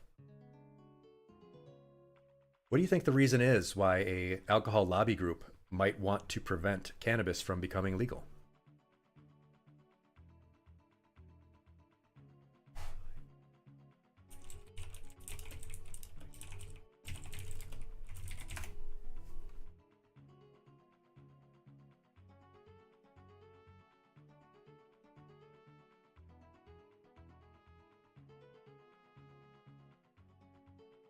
Couple good answers there. Yep. People they want to be the only game in town. They want to sell more alcohol. They only want one legal vice. Youngins are trading off for it in huge numbers. And that's a very important point to make. You say all those ads we saw, right? Almost all of them are young, college-age kids, right? A lot of young people, and this is actually being borne out in the stats, or at least it was up until COVID. More and more young people aren't drinking. There is a drop in youth alcohol use. Well, that's hard to say now with COVID after that, because drinking had shot up during COVID. But there's desperation among the alcohol industry to get new young drinkers. So you see a whole bunch of ads with these flavors and products trying to get more young people drinking. Yeah, there's a definite incentive they have to prevent cannabis legalization. Just an interesting little point. But on that point, we go to something that's a little more serious. Medications in terms of alcohol. Why might it be bad to drink and mix medications? Well, I mean, that seems pretty obvious. But you tell me. Why might mixing medications and alcohol be a problem? Hello, Rao. Welcome back. We were just talking about, for some reason, the Wisconsin Tavern League wants to keep cannabis from becoming legal. For some reason. I wonder why. Shepard makes the point that bars are super depressing because they're only kept profitable by regulars who have a problem. And bars are depressing, and so they want to branch out, the alcohol companies. That's why they sponsor all kinds of things. They want to get their products out into places that are less depressing than a bar. And they want to be associated with things that are fun. They want you to drink at home, honestly. They want you to be drinking at the backyard barbecue. They want you to always have a six-pack in the fridge. Mayo says that meds might heighten the effects of alcohol. Very true. The meds can make the alcohol more powerful, and the alcohol can make the meds more powerful. Ross says that alcohol is a depressant. Mixing with other stabilizers or downers can result in underclocking the body and causing problems. Well, hello, Snowfox. Good morning. First-time chatter. Great to have you here. You've come in at a very serious moment. Doing very serious now. I guess we'll have to make this a little bit lighter. Yippee! We were just talking about alcohol. That's our lesson for today. We're talking about not mixing medications and drinking. It's not actually morning. Meowdy. Morning. Nomi, you're going to make and eat another salad. Well, what kind of salad? And I hope it's good. 8:14 p.m. I see you are not in the greatest time zone, Central, but it's good to have you here. This is a brief list, and it goes on far below this. It goes down below the taskbar of all the different types of meds that you should not drink while taking. All of these are things that you should avoid drinking with. Seems like a lot of them, and there's a lot more. I could go through this entire list and tell you why, but I think you get the idea. All of these things can cause serious problems with alcohol. Some of them seem pretty obvious, right? Like opioids. Pretty strong depressants. Some medications affect blood pressure. Very good, Moshi. It can cause, yeah, a rapid drop in blood pressure. Blood thinners. It can lead to internal bleeding. Antibiotics and cold and flu meds, that can really wreak havoc on your immune system. And you really shouldn't be drinking if you're sick anyway. Snowfox say this is a strong topic for you. So we've just been talking about the effects of alcohol more generally. We talked about the tactics that the alcohol industry uses to get people to use their product, their drug, which is what it is.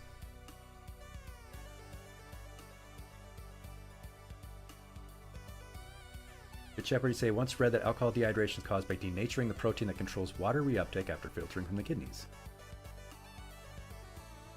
It is true, because I mentioned earlier when we were talking about how alcohol sort of works basically, it's converted to acetaldehyde in the bloodstream or in the liver, and that is an acid. And it can affect DNA, and it can denature proteins, which is why it's a carcinogen. It damages the protein and the structure of the DNA. Your family suffers from alcohol addiction. I'm sorry to hear that. It's an extremely serious issue that a lot of people don't take seriously, unfortunately, which was really borne out in the ads that we watched. We watched a couple of common ads to pick out some of the tactics that they use.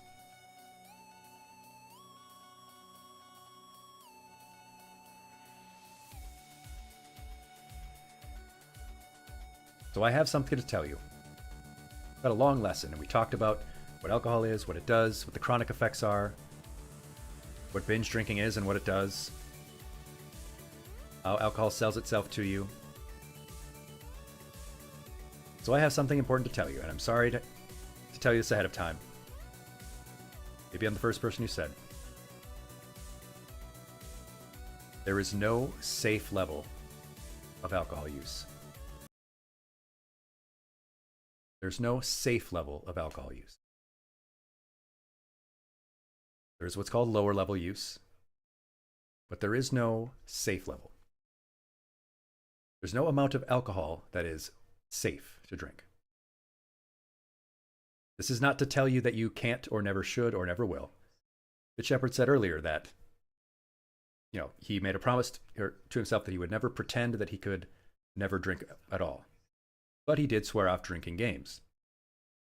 I'm not telling you this to tell you never to drink again. I could never do that anyway. Many people probably will drink at least once in their life.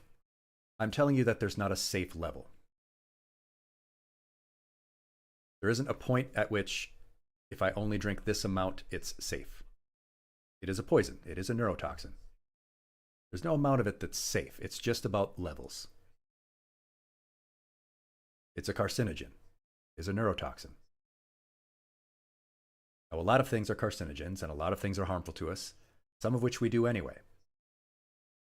We take risks in response to a possibility of a reward. Now, I take aspirin. I have to take a daily aspirin for the brain problems that I have. Aspirin has its own risks. Aspirin is a drug. It's relatively safe, but it's not safe as in it doesn't ever have any problems. I follow the dosage. I follow my doctor's instructions. I take it because the reward is better than the risk. The reward is that I need the wanted effect that it gives. The risk is, well, aspirin can cause some problems sometimes. But the benefit far outweighs that risk. If you feel like you want to have a drink or two, that's a choice that you can make, and it's just that I want you to make an informed choice. I'm never going to fearmonger you about any of this. I'm just being honest. There isn't a perfectly safe level of alcohol. I know there are a lot of people who promote studies that say, well, it's healthy to do one or two of this or have a glass of wine. People are really misunderstanding those studies. I'll talk about that in a moment, but I just want to drive the point home here. It's okay to do what you want with those choices, but you can't lie to yourself and say alcohol is safe, because it's not. It's very well borne out by the research. It is the position statement of the World Health Organization, the Society of Oncology, the cancer doctors, the global burden of disease, that there isn't a safe level. And I'm sorry if that is hard to hear. If it has a benefit to you in some ways that outweighs those risks, then that's the choice that you get to make. But just be honest with yourself. That's what I have to ask. I remember it was some years ago now, I needed to get a procedure done related to my brain problem. I had to get a ultrasound done, but they had to do it inside my chest. They couldn't do it from the outside. They had to put the ultrasound tube down into my throat, all the way down through my esophagus, basically into my stomach. They could get a look at my heart and lungs from inside. And they said, okay, this is really going to suck for you, so we're going to give you some fentanyl. Now, fentanyl is a very powerful drug. There's a lot of fear-mongering about it, and it doesn't do what people think it does, but it's a very powerful drug. And they use it for a reason. Because it's very fast-acting, and because you can be brought out of it really quickly. Which is what they needed for this procedure. They needed to put me out real quick, get the probe in there real quick, take it out, and bring me out. So they put some fentanyl in the IV. I started feeling it. I think I flirted with the nurse, which is usually not me. That's not usually what I would do, but I started feeling this thing, and then I was out like a light. And then I woke up and it was over. Now that's a risk. There's a risk to using it, but it was done in a controlled fashion. It was done by the doctors. And the risk was outweighed by the reward. I needed to have that procedure done. They needed to know if there was something wrong with my lungs and my liver. My lungs and my heart. Liver. Right, we were talking about alcohol. She was Snow Fox. I don't remember very well, but I remember, I was shirtless for the procedure. You know, they were having to put a probe down my throat. I don't remember what I said, but yeah, she was pretty. And I was starting to feel it, and then I was out. And I don't remember anything in between, which is the way I prefer it, because that sounds like the procedure sucks. And yes, Empress, you're right. Over drinking beer has its problems. If people feel that they can manage it, and they are able to, I'm just saying, take that into consideration that it isn't a safe level, because you don't want to make it any worse than it already is. So that's my my very serious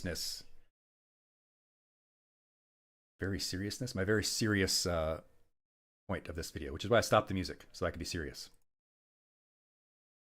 The last piece of really serious business I need to do is, if you do suspect that you have an alcohol use disorder, if you do feel like you are addicted to alcohol, you can quit. After about 1 year of a person quitting, 20% of people who try after 1 year have gotten down to a low risk level or are abstaining. After 2 years, someone who has stopped drinking, 60% of them maintain that sobriety. After 5 years, over 90% of people who maintain sobriety after 5 years will stay sober for the rest of their lives. Alcohol use disorder is very common, but it is also very common to go into recovery. Relapse is also very common when trying to quit alcohol. That is not the end of the world. 70% of people who have an alcohol use disorder and try to quit will relapse at least once during their recovery. But 90% will remain sober once they make it to 5 years. Alcohol use disorder is common, but you can quit. You like the Windows XP look, Snowfox? Thank you. That's the aesthetic that I loved. I have a whole America Online intro that goes on at the start. But, right, yeah, seriousness. If any of these things apply to you, if you see that maybe 3 or 4 of these things seem like are problems you've had, possibly you have an alcohol use disorder, and there are resources available that can help. If you don't want to talk about it here, you can message me offline. You can message me on X, Twitter, whatever they want to call it, and we can talk more. But if you feel that you're drinking more than you wanted to when you start, or you wanted to stop but just haven't been able to figure it out, you have to spend a lot of time recovering from drinking. It's interfering with your responsibilities in life. If you keep going despite knowing that these are problems, it might be time to consider getting some help. And there are great resources available. SAMHSA. It's a national helpline. It's monitored 24/7. It's confidential. It's free. They can route you to different treatment options, whether it's for yourself or a loved one. They can refer you to the appropriate place to get help. Smart Recovery is a site that offers mutual support groups. They can actually connect you with online meetings if you feel like you aren't sure about going to a recovery meeting in person. And of course, the NIAAA, the Institute of Alcohol Abuse and Alcoholism, can help you understand alcohol use disorder and help you find the right treatment options. There are medications, there are therapies that can help, and you can quit if you feel like you are addicted to alcohol. So that is the end of the super serious part of the lesson. Because there is so much to gain from reducing your drinking. Again, I'm not saying you can never drink at all, but if you feel like, hey man, there's some really bad side effects of this, I don't want to be hungover.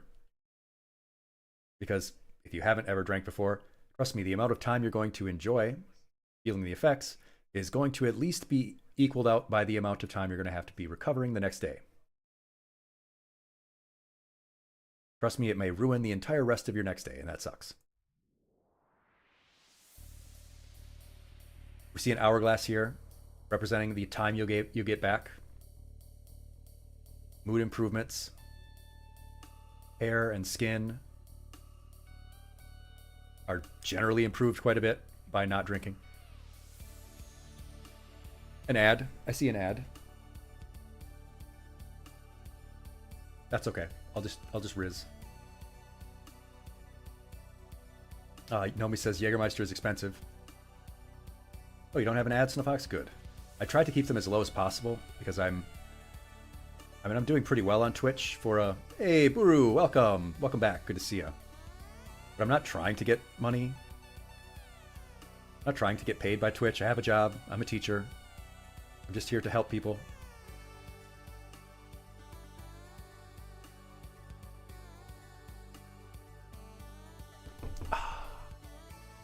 Sorry. I'm having a smoothie.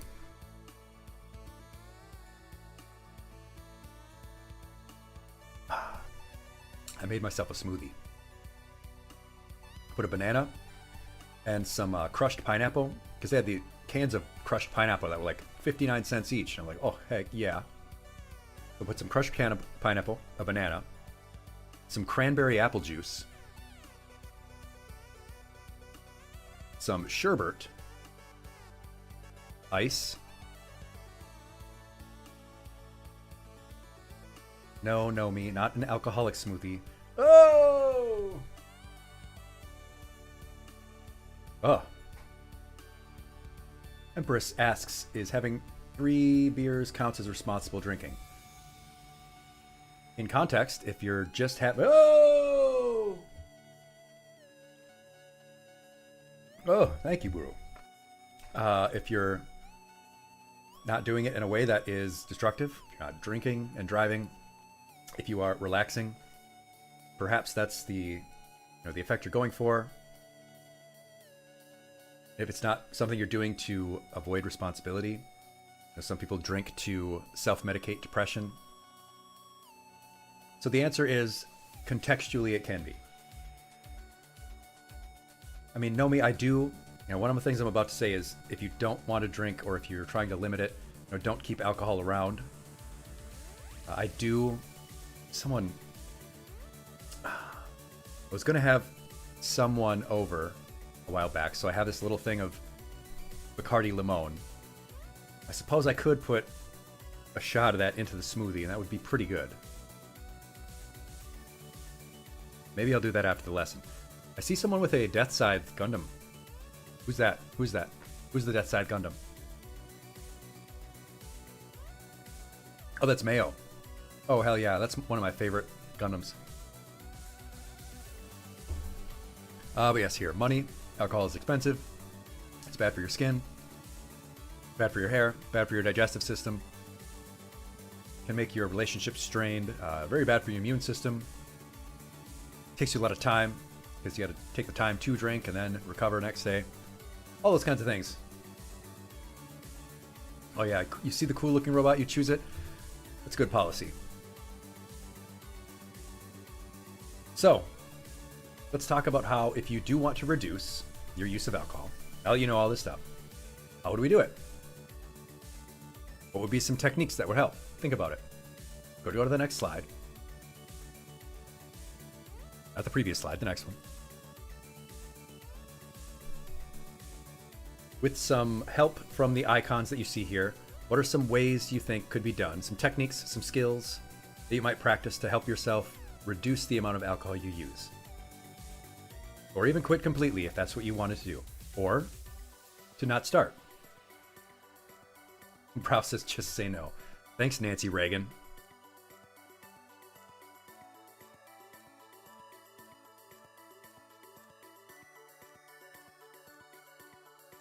I see Ivy says ask someone for help. Yep, that is the icon here. That's tell somebody. Tell someone that can help hold you accountable. Bit Shepherd says, thanks, Nancy Reagan, are rare words indeed. No, I'm pretty sure there were quite a few people in the day who said, thanks, Nancy Reagan. I'm referring to the fact that she was considered the throat goat in Hollywood. You know, when Ronald Reagan was an actor, she apparently was extremely good at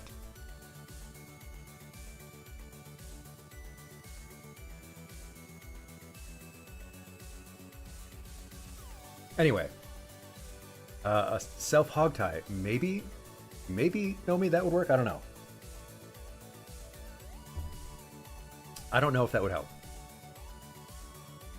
I don't have to say it, Mail. I'm glad I didn't have to say it. Wow, avoid such situations where you normally drink, like socializing at work events. Very good. See the little pinch here.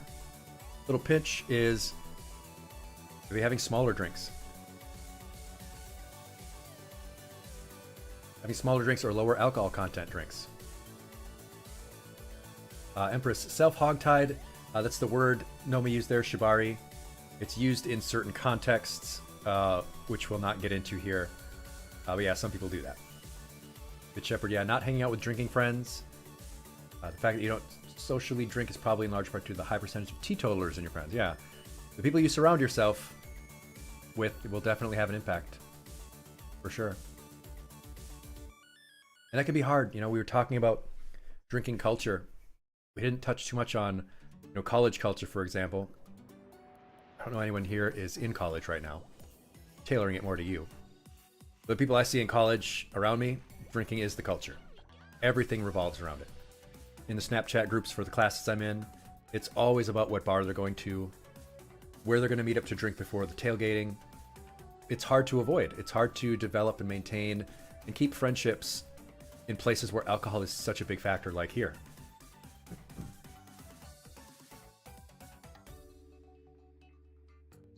I mean, we were looking at earlier the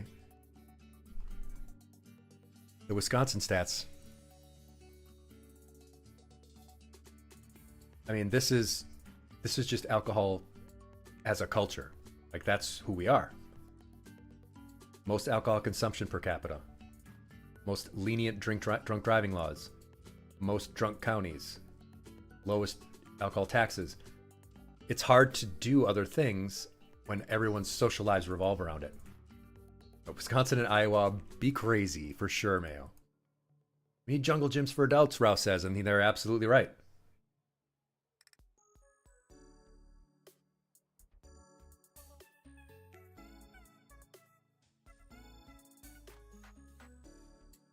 Pat the Badger, there it is. I thought someone would find it. Your college roommates didn't drink and neither did you, Ivy. Well, that's good. So some of the things that were on the list here. Budgeting. I mean, alcohol costs money. Set your budget to reduce the amount you're going to spend. Or have smaller drinks.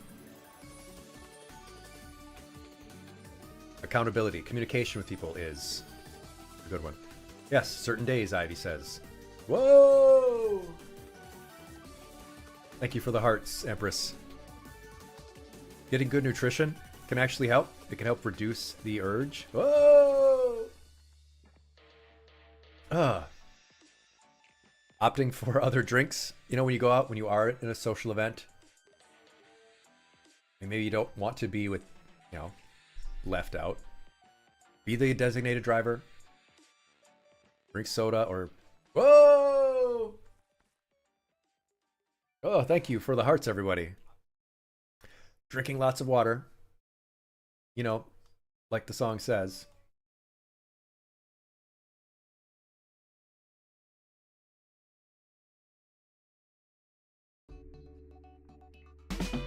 Okay, there we go.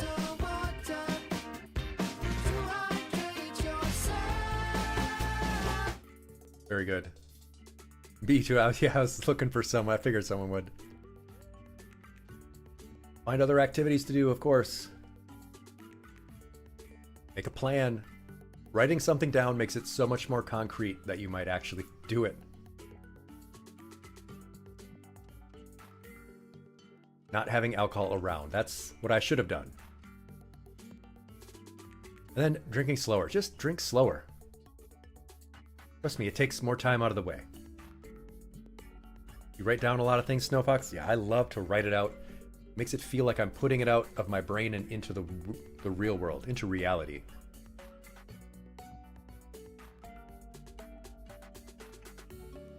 And reminders. Set reminders for yourself.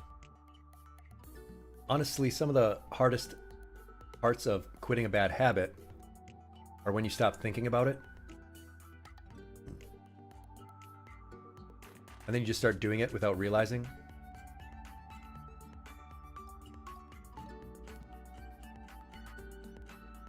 I'll touch on that in just a moment. But Nomi mentioned, and it's true, alcohol wreaks havoc on your vitamin absorption. Makes it very hard for your body to absorb B vitamins, especially vitamin B1, which can lead to a whole host of problems. So if you're trying to quit, and if you have vitamin B1 deficiency because of drinking, you should quit. But supplementing with B vitamins might not be a bad idea.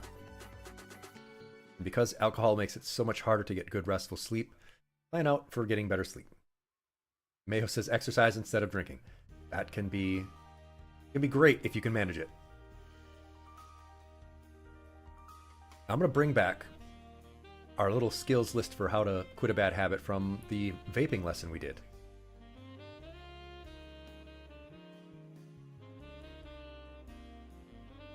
How to quit vaping, because it applies here too. These are just general tips for breaking any bad habit. Fox, you ranked all of Pixar's movies. There's quite a lot of them, aren't you? What did you have at 1? What were your top 3? Yes, the first skill to practice in breaking a bad habit is to disassociate from the triggers that cause that habit. Yes, Brewer, replace drinking with a healthier option that you enjoy that is good. You want to disattach from the people that you always drink with. Not cut them out of your life unless they're like a bad person. But not always associating with the people that you're around when you drink. If when you're around that person, the only thing you do is drink, then you really should reassess that relationship. If you do other things with that person besides drink, then be with that person when they're not drinking. Up, Ratatouille, and Brave. I think Up would be in my top 3. Yeah. The locations. We talked about this with smoking and vaping. You know, people would always go out to their break area at work to smoke. If there's a place that you go, and every time you go there you drink, well, activities. You know, when you do a particular activity, you're always drinking or smoking with it. Again, that's something you can learn to avoid.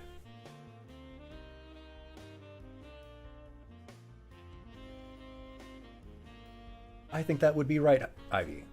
Brain thinking bad thoughts being a trigger for wanting to drink. What would actually make brain not think bad thoughts better? You know, a single tasking task of hobby. Just remember the acronym we put together here. The people, locations, activities, and plans that can trigger you wanting to engage in that bad habit. Because as we've talked about, the brain loves habits. Brain loves habits, they're shortcuts. Brain doesn't have to think too much. It just does the thing that it's always done. You want to break that up. Progress of goals, that's right. And track the progress of your goals. Make sure to POG.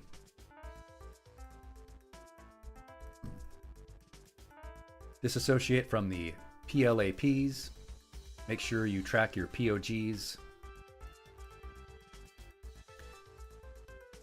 And find replacements. You know, as we've been talking about, Ivy, hobbies, exercise, engage in mindful practices. CBT can also help.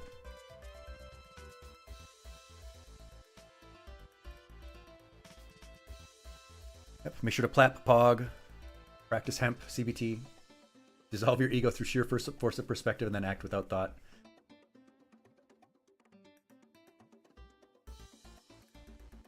What is the term for that in Buddhism? Where it's spontaneous transcendence? Spontaneous transcendence. Like where it's like the serpent fire. CBT is cognitive behavioral therapy. It's a therapy, but it's something that people can just do with themselves. It's a way of reframing your thinking. You're not breaking everything into like binary choices. Everything's not black and white. It's not all or nothing thinking. Empress asks an extremely difficult question. Which is more addictive, drugs, beer, or social media? Well, beer is drugs. So I'm going to go with drugs and beer. Social media is not far behind. We did that whole lesson on social media, and it is extremely good at mimicking addiction. It gives you the same kind of feedback loop. It offers a reward system. It really does hit all of the, the dopamine, reward system, recognition, all of that. Spaghetti is very addictive, actually, especially if it has cheese on it, because cheese is actually kind of addictive too. But yes. What did we have left in our lesson? I think we were going to do... Should we do this roleplay? All right, yeah. So, we did the roleplay where I was going to be drunk driving and you were going to stop me. So, I'm gonna roleplay somebody. I'm going to be a person who has a problem with drinking here. And I want you to tell me if I should stop, why I should stop, how I should stop. What should you do? What would you tell your friend like me?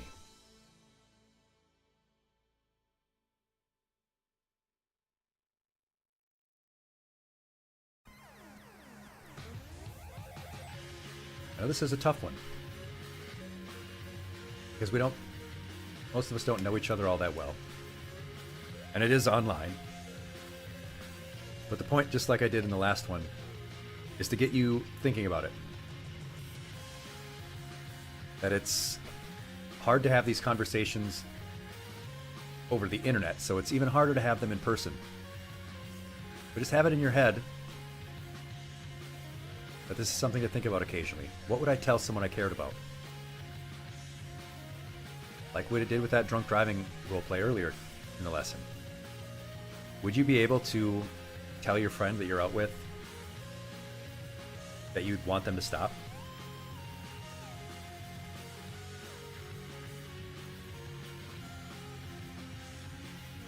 Rouse says, I don't want to outlive you. Knock it off. Okay, that's funny.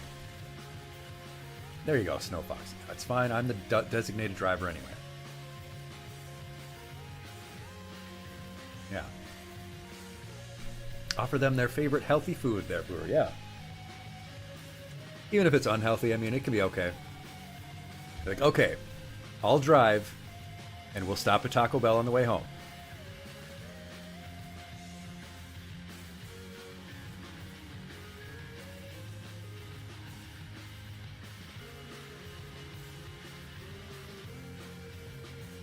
Tacos indeed. Whoa! Empress, the petting emote I have not actually figured out how to turn off. I've not actually figured out how to set it up so that redeeming the channel points for it only turns it on for, you know, like a minute or so. So it's stuck there until I turn it off. I know there's a way to do it because people have it set up, but then it's not always on their person, on their model. Like this one, it sticks to my head. As for me, as a badger, our favorite foods are woodchucks and ground squirrels. We actually eat gophers. Mice, we eat mice. We eat birds if we can get them. Yes, Snow Fox, what can I do for you?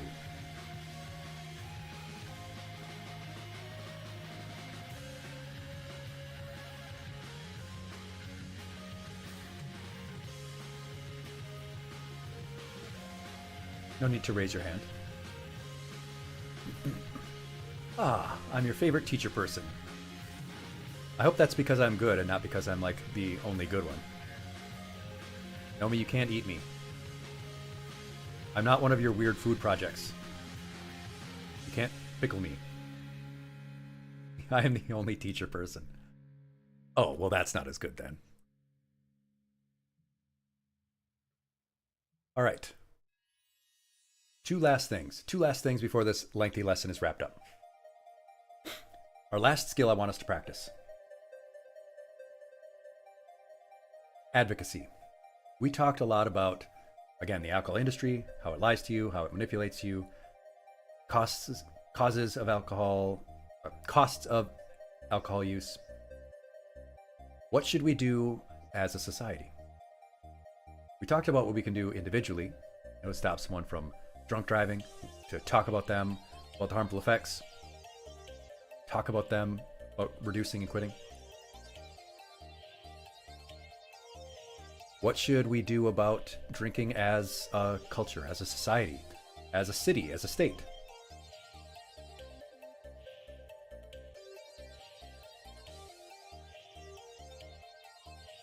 Are there things that we could do, that we could advocate for as individuals working together?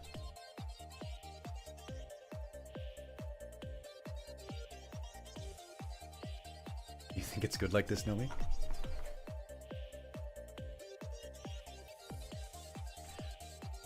Good point.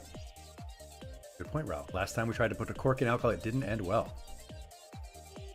So it looks like, and sounds like, we can't just make it illegal. Can't just make people not use it. I mean, that didn't work with cannabis either.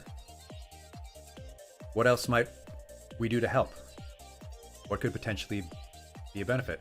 And it doesn't necessarily have to mean like a law saying you can't.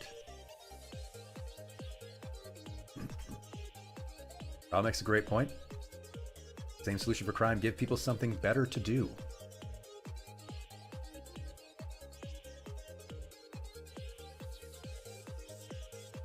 Do you think that might be the case for other areas in which that which lead to crime? Think they might also have an effect on alcohol use and addiction?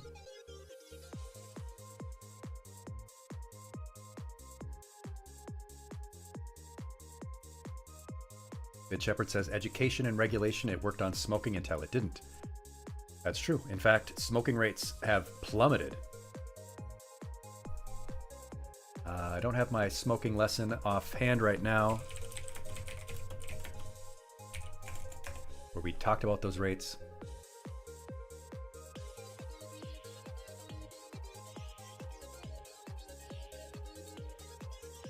But yeah, education and regulation brought us to this.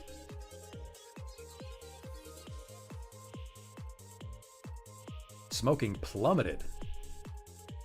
We got smoking rates way down, and it didn't require banning cigarettes. Although, I mean, I'm going to be honest, smoking is one of the deadliest things that people do ever. I cannot explain to you enough how bad smoking is, but we have gotten smoking down very low. And it is mostly vaping that has brought it back, really given the tobacco companies a boost. So increasing education on alcohol, like I'm doing right here, trying to educate people. Maybe this is a more fun way for people to learn about the consequences of alcohol than sitting in, say, a regular health class in person or online.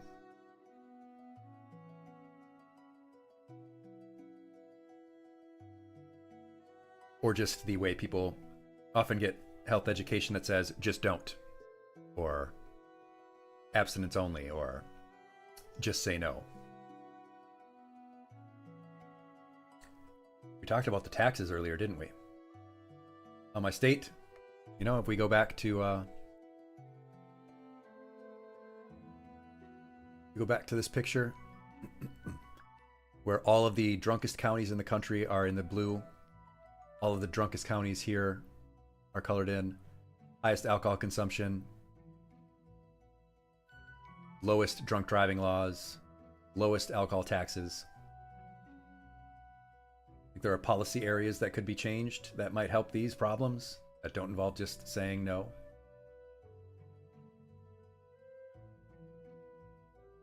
Guru says maybe at bars require someone to accompany you to drive home. Not allowed this company person to have any drinks. Yes. So there's actually a program that needs to be implemented more, where bars and taverns have a program where if the person tells them, I need to ride home, they will call a ride for that person at no cost. Now, of course, if there was better public transportation and people didn't need to drive to the tavern or bar at all, that might help too.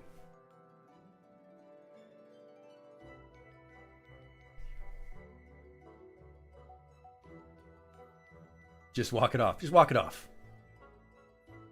Just walk. Take a 15-mile hike.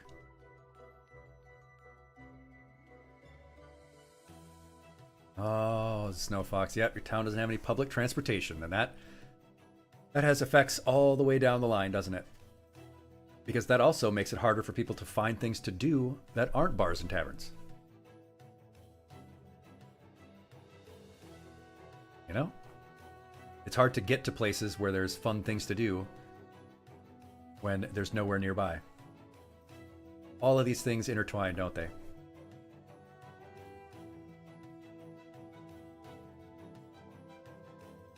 This is the very last thing now. Very last thing I'm going to ask you to do. I want us to write an honest ad. We looked at all of these ads earlier, right? First, we looked at what does the alcohol industry typically do. You know, they play on positive emotions, depicting alcohol as associated with joy and with celebrations. And it's at every party and every barbecue. And it's things you do with your friend. It's fun. It's comedy. It's silly. They get celebrities to endorse it. They sponsor football games, races. They play on your emotions. They, you know, your aspirations, your sense of nostalgia.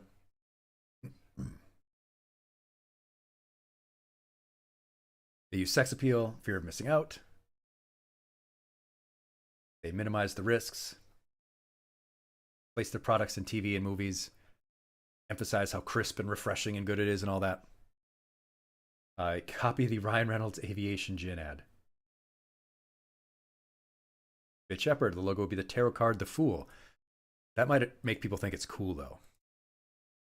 So we looked at all these ads and all these, you know, print and stuff ads. But I want us to write an honest one. But I want you to write it as if it's an honest drug ad, because it is a drug. We've all agreed that. It's a psychotropic drug. And think about a medication ad. What does a medication ad have in it?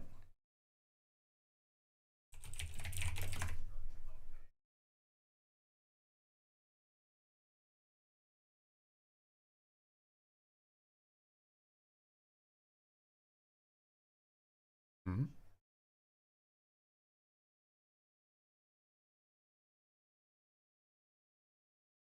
I'll play one. Find one that's only about a minute.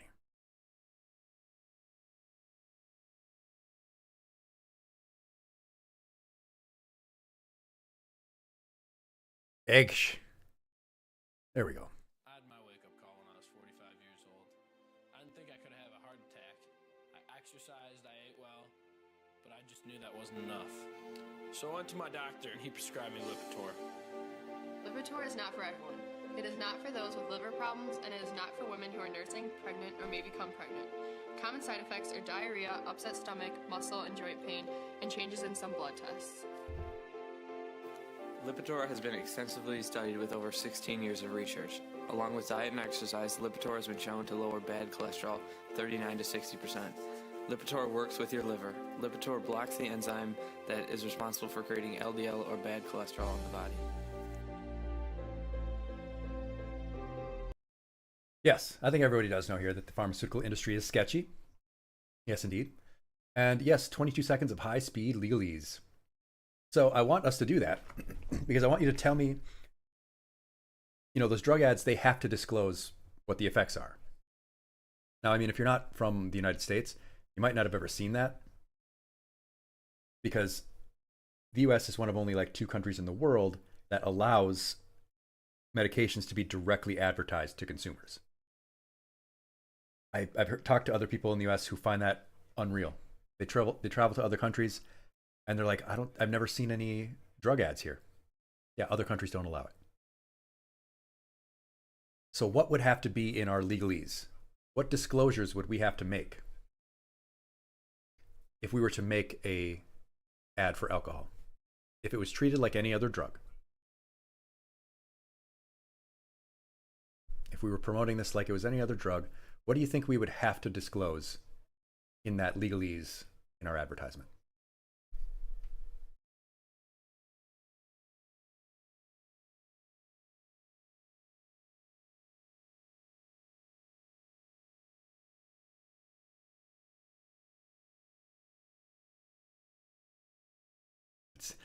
You can't think, Mayo? Imagine how I feel. I've had to run this whole class.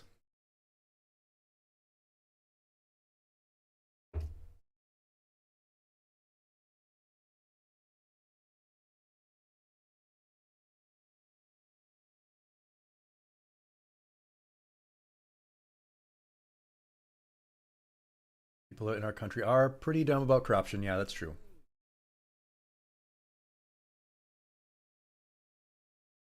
So all those negative effects we talked about, which of those do you think would be really important for us to have to disclose in our alcohol ad? I do teach in and outside of school, Mayo.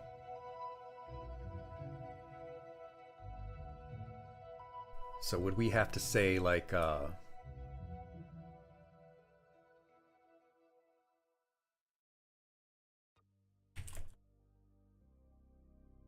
may cause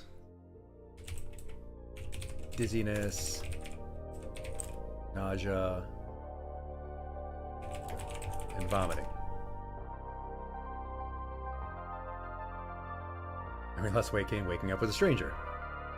Exactly, Ivy. That's what I'm talking about. Thank you, Tara. Good to see you. Liver failure. And think about what's on cigarette packages now.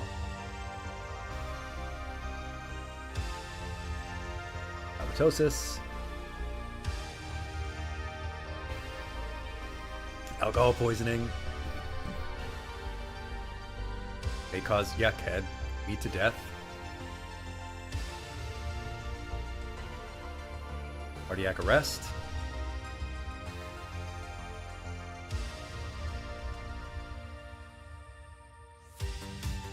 remember how we talked about it's a carcinogen? May lead to certain, you hear ads like that say all the time, may lead to certain cancers. Yeah, this could lead to certain stomach cancers, liver cancer, liver failure.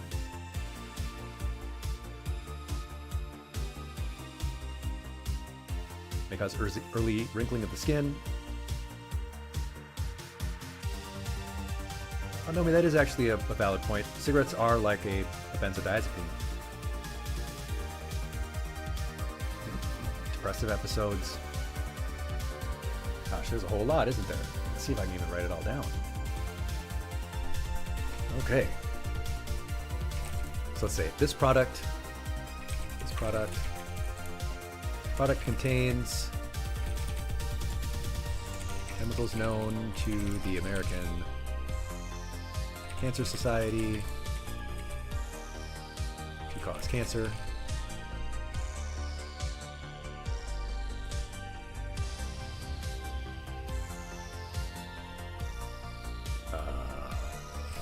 Alcohol may cause dizziness, nausea, vomiting, memory loss,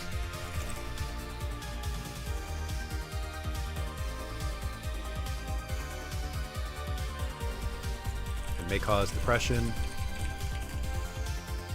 long-term use of this drug may increase anxiety,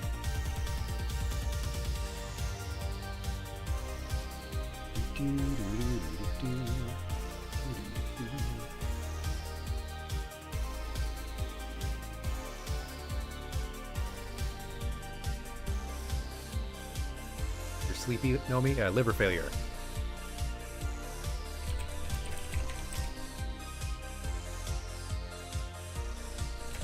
Research suggests, as we've talked about earlier, research suggests that chronic alcohol use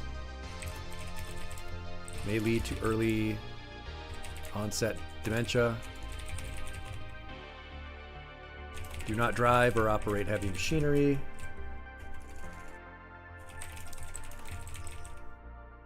While using this drug. Do not use this drug while pregnant.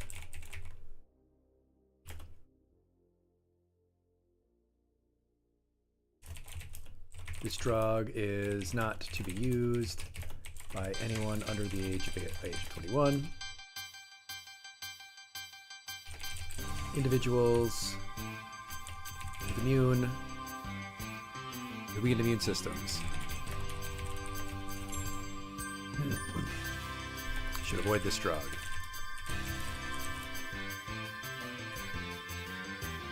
What else did we have? Looking through all the effects I had listed here, there's quite a few.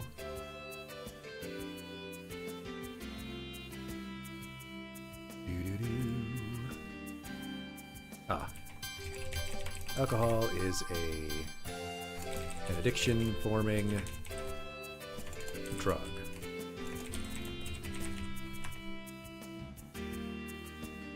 Use only as directed. Do not use this drug in doses in excess of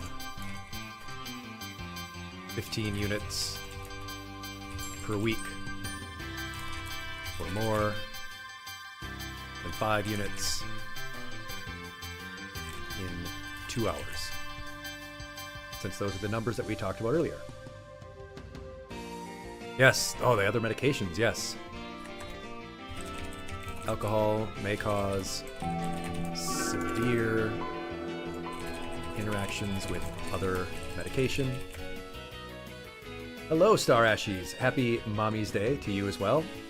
These are my students. I suppose you could say I'm their mommy. Welcome. Come on in. Find your seat. We were just writing an honest alcohol ad. Consult your doctor before using this drug. Use only as directed. All right, so if we were to make an honest alcohol ad, we would have to include this. We would have to say this in it. So we've only got 30 seconds because we have to make an ad. So we have to make this ad, but 30 seconds is all we have, and we have to say this in it. I'm gonna have to time myself doing this.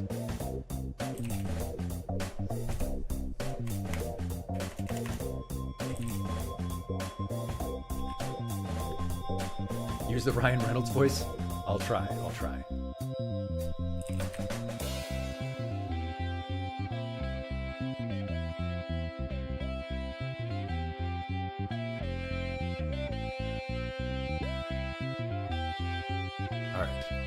You see how long it takes just to do this?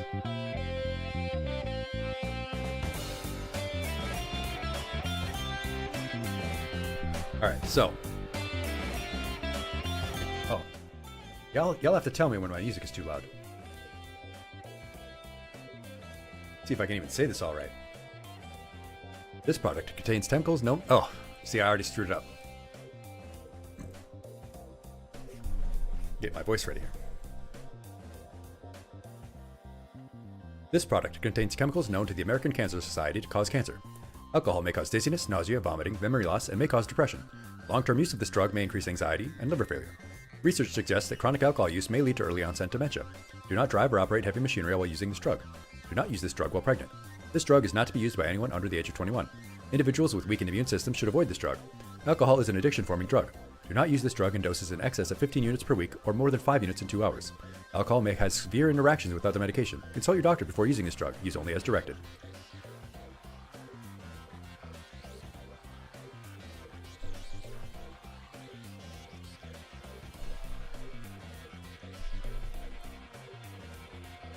Okay, I'm gonna try and get that. I'm gonna try and do it right. I'm gonna try and get it under 30 seconds.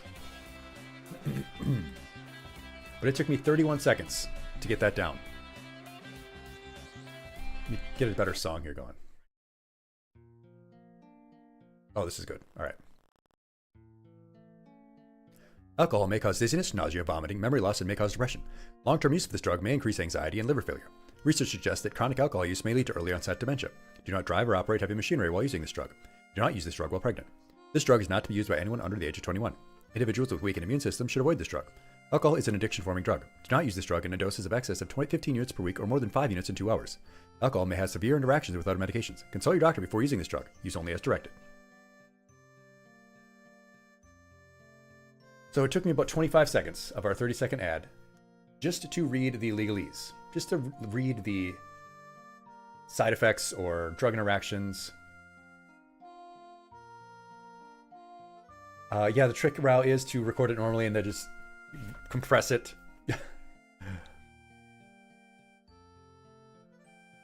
But yeah, I think maybe at best I could get to like 20 seconds, maybe if I did it normally and then sped it up. Meaning we would have about 10 seconds of our 30-second ad to actually try and sell this. To actually try and sell this product to people. Because we had to say what it actually can cause. Yeah, Ivy say, it was always interesting how don't do drugs. Drugs are bad stuff growing up. Never included alcohol. And alcohol was only bad because of the underage part. Yeah, not the fact that it's a drug. Very true. Because all the adults don't think it's a drug. They never thought it was a big deal. And they were always drinking. Wow, insert 15 seconds of blowing raspberries. Insert 15 seconds of that SpongeBob episode where the people talk by like... Or he's at the... trying to catch a bus. He's out somewhere where people like to stick their tongue out to talk. I'm not remembering right. Empress, it did end up being a very bad thing because people are going to drink. Just like people are going to use cannabis. instead of education and regulation, they just tried to outlaw it completely, and that didn't work. And it was a disaster. No, Fox, you know the episode I'm talking about? Yeah. I can't understand what you're saying. That one.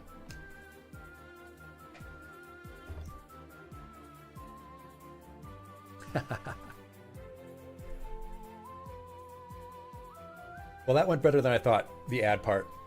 But yeah, what? I guess I could just slap Ryan Reynolds' face in that ad and have him, like, just do a pose at the end, be like, if all of that doesn't turn you off, then you should try this product.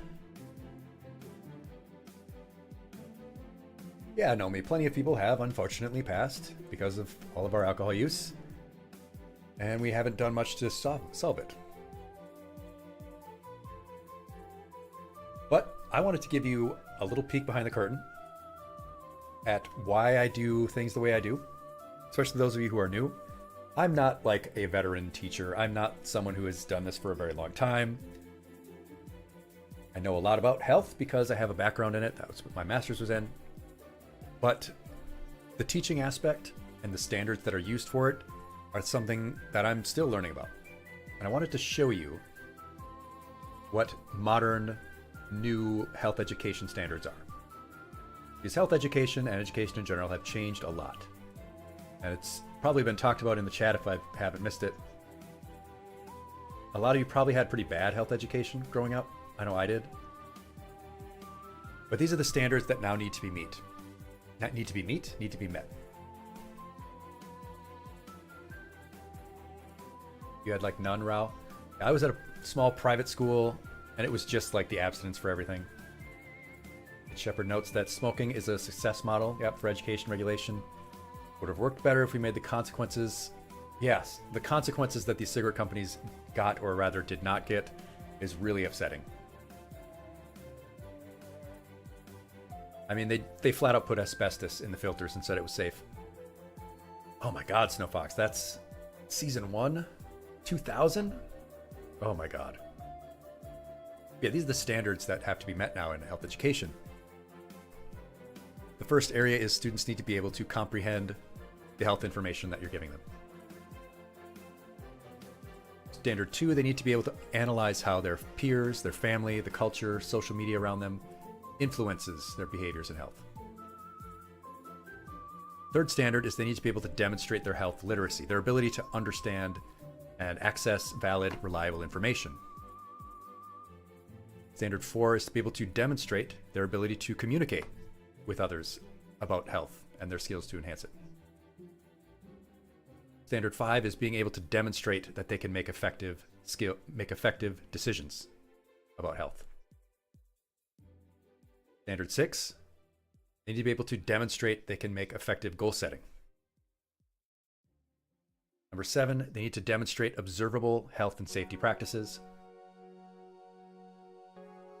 And Standard 8, they need to be able to advocate for behaviors that support personal, family, peer, school, and community health. Those of you who have been through this entire lesson with me, and thank you so much for being here, which standards did we work on today throughout this lesson? Yes, Snowfox. Now look through this list and tell me, Snowfox, can I give you 3 of my gold stars? You can give me any of the gold stars that you want. There should be gold stars emojis there too that you can give me, and they will bounce around on my head.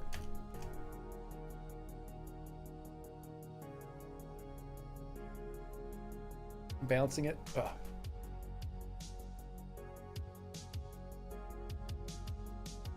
I'll tell you that. Yay! Thank you for the gold stars. I tell you that I tried to hit standard 8 here, where we talked about policies. What could we do as a society to improve? Advocating for behaviors that support personal, family, and community health.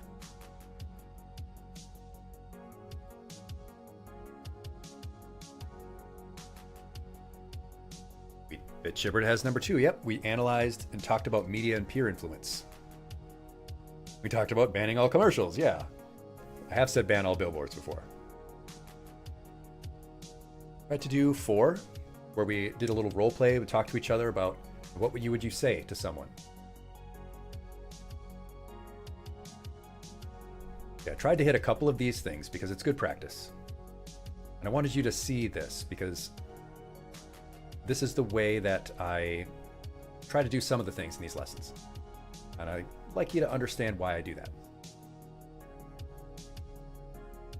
This would be ideal if we could get everyone to be taught this way, right? To not only understand the knowledge, not just tell you what the stats and facts are, but analyze what that means. Be able to look up things on your own, find valid information. Talk about it with your peers. Demonstrate skills. Decision-making skills. If I were to present you with a problem like, we're at a party, I'm getting drunk, I'm telling you, you should drink with me, you don't want to drink, what skills would you use to deal with that situation? You're allowed to eat in class, Snowfox. No one is prevented from eating. I don't mind. It's not my job to clean it all up anyway. Look at all these hearts on the floor. Think I'm going to sweep that up? I don't get paid for that.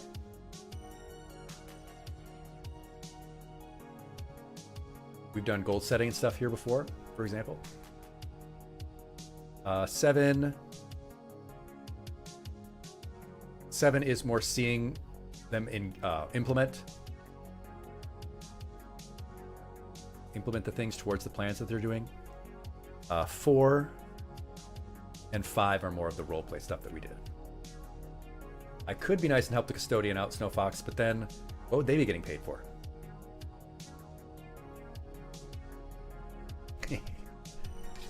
They do have to clean an entire school. I'm so tired. And then I gotta go. Then I gotta go clean up after my ferrets too.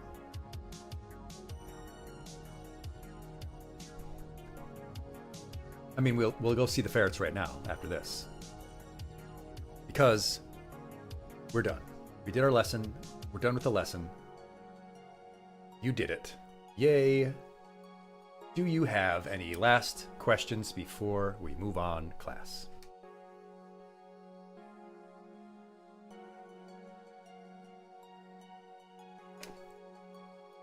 Know me as being a bad noodle. Yay! You have 43 questions. Well, start with number 43 and we'll work our way down.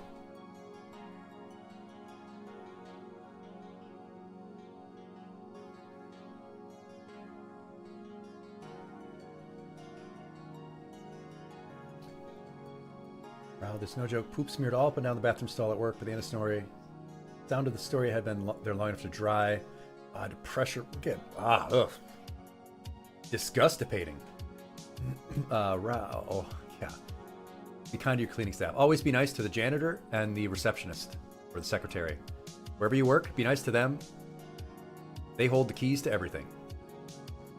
If you're nice to the custodians and you're nice to the receptionist, the clerical staff, they will make your life so much easier at any job. Snowfox asked, what's my favorite type of pasta? In context? Let me see. Because there's, like, rigatoni is really versatile. You can use it in a lot of different things. A good ravioli, though, is just great. Lasagna as a pasta is amazing, but it's really only for lasagna. You know? I love angel hair spaghetti, really thin spaghetti.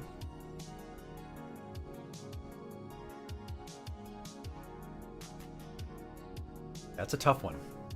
I guess rigatoni as the more like jack of all trades. You put it in a pasta, you could put it in like a hamburger helper type deal. I'm not utilizing lasagna noodles. What else is lasagna noodles used for? Oh, but by the way, if you didn't realize, you completed your lesson. Congratulations. You did it. Yippee! You will all be receiving your certificate of completion for successfully completing my Let's Talk About Alcohol class this May 12th, 2024. See me after class or message me on Twitter or wherever, and I will send you your name printed on this certificate. Not printed in real life because I don't want you to tell me where you live, and I don't want you to know where I live, but a digital version. No Fox, cook them and use tiny cookie cutter style cutter, make noodle shapes. Aww. Yes, join the Discord, by the way, that Pitch Shepherd has so kindly linked. Join our Discord channel, our little learning community here. I know it might be odd that I teach health lessons as a VTuber on stream, but it is something a little bit different, isn't it? We do still play games and such here. We do still play Elden Ring type stuff and Psychonauts. But once a week or so, I do like to give a lesson as well. Yeah, come on in and ask any of your questions. Ask for your certificate in the Discord. Discord is scary.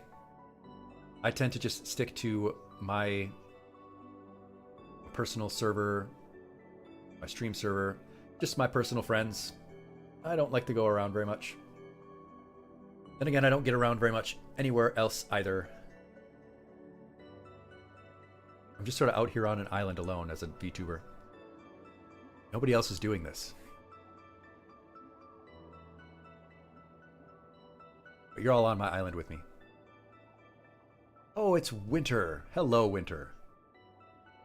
From Mama's Den, yes. The creator of this model, by the way. Fans, viewers, class. We are from the server where the person who made this wonderful model, linked in my description.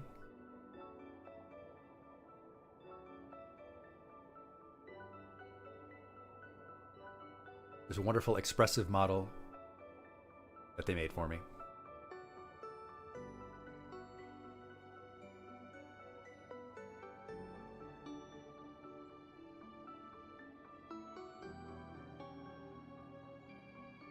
Oh, no, we're from the same server.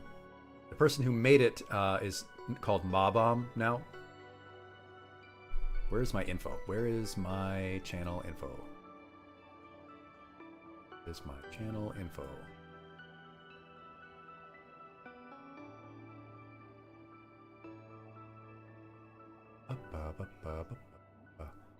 Yes, so my model is by Mobomb. Babam. Under my links, yes, the Internet Explorer links.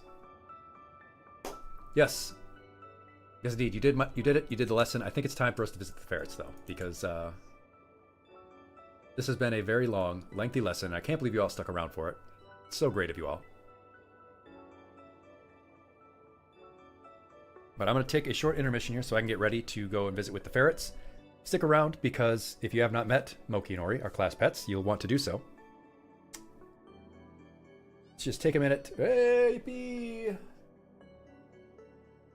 Everybody get some water, get a drink, use the restroom.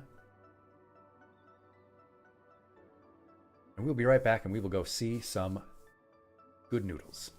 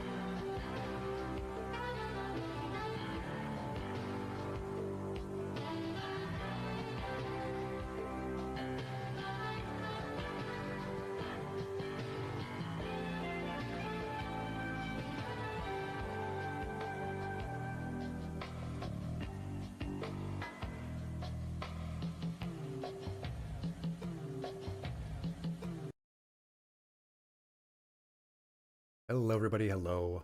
Welcome back. Hope that you stuck around because we are about to go see our ferrets, Moki and Ori. If you haven't met them before, they are our class mascots. They're our class pets. Whenever the class is good, I will go down there and show you them. I'll give them a treat and give them some pets for you on your behalf. And I am about to go down there right now. You're about to see them on the screen.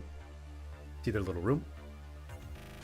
Don't worry if the camera goes back to this screen, it will be back shortly. But here we go.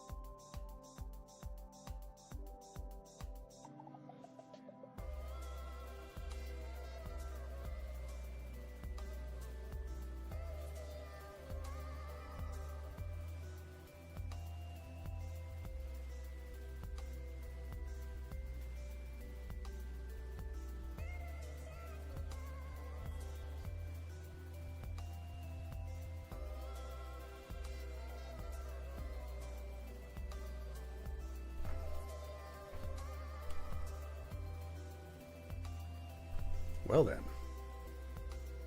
Sorry, I do a little ferret cleaning.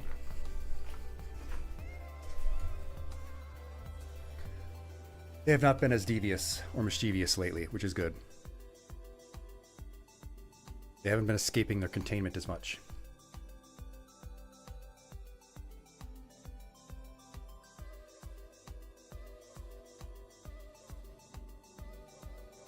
Still trying to, though. Still constantly trying to escape. Into the rest of the house, where they know that there are treats.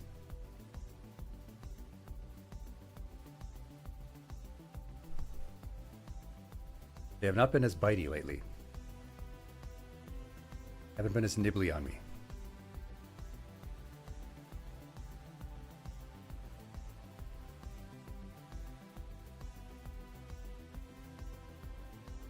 I think I do need to give them a bath, though. Not supposed to bathe them very often.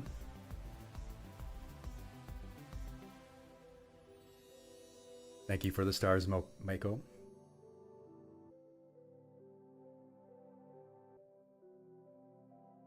Yeah, yeah.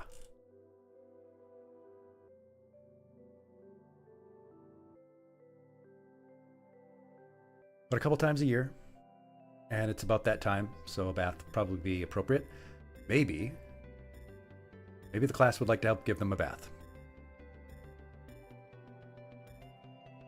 And it is almost time for their yearly checkup, too.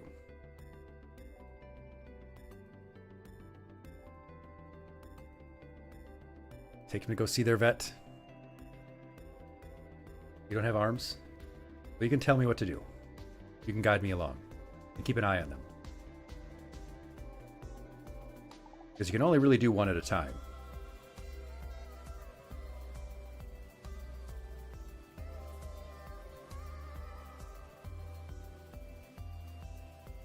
Up, down, BA. You can see up there in the corner.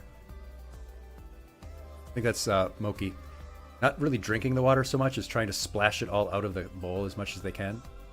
They can just play with it. And then they'll look up at me and whine like, hey, I need water. Well, yeah. Yeah, Ivy. They're goobers. They spilled it all over the place. Just for fun, splashing around in it.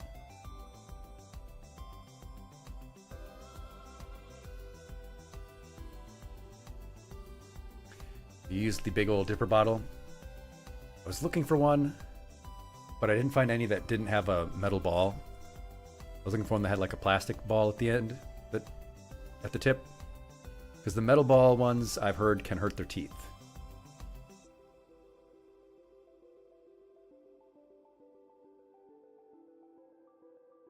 Trigger word was goober.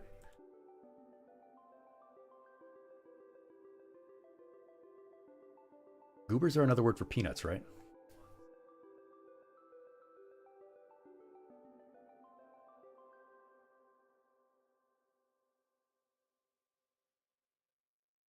Good, I thought so. I was like, I know there's a place that word came from. Yeah, how do you like their little enrichment chamber?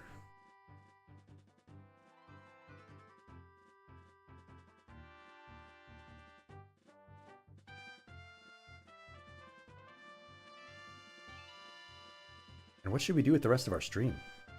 The stream's already been 3.5 hours long.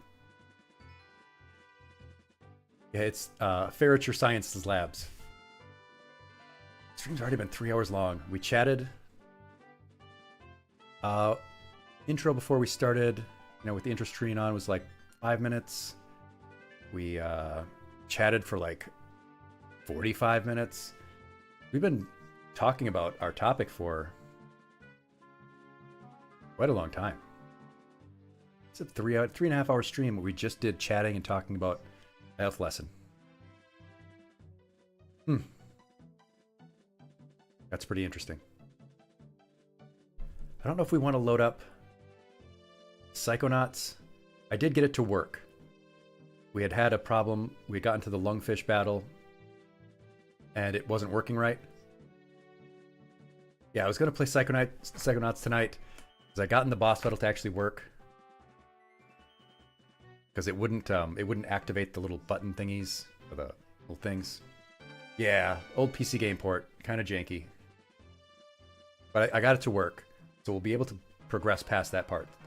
Psychonauts is a very fun old game. Oh, it's not that old. It's a very eclectic game from 2005. But it was sort of beloved. You want to just beat the boss and call it a night? We can do that. I can do that. Let's do that. Let's jump into Psychonauts and beat the boss. And move on. Psychonauts. Let's get these Psychonauties going.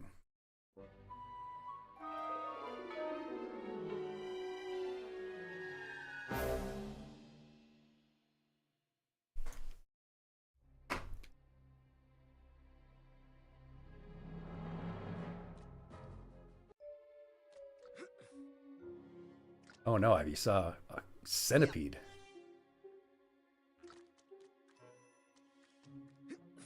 Hey Mayo, did you know that PS2 games are now retro?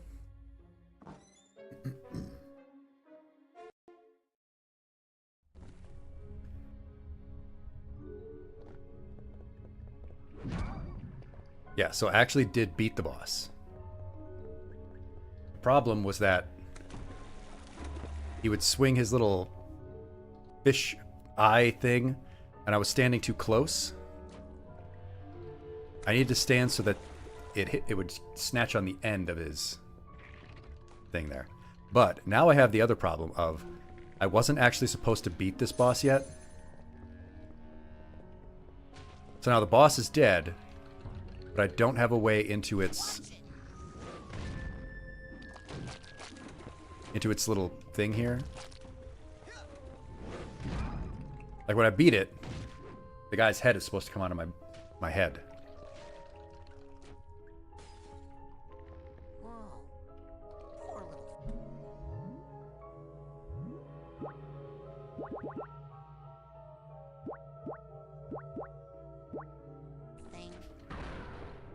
Yes. A lungfish. So yeah, I'm able to beat the boss now, but when you beat it, it's supposed to trigger a cutscene where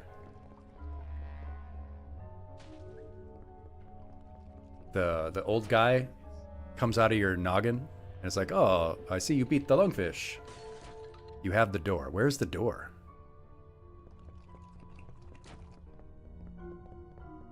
Come on, baby, light my fire. Riders on the storm. Not those doors.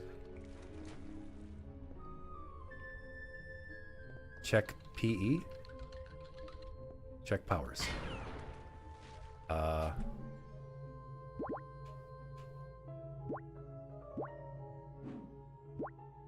Oh.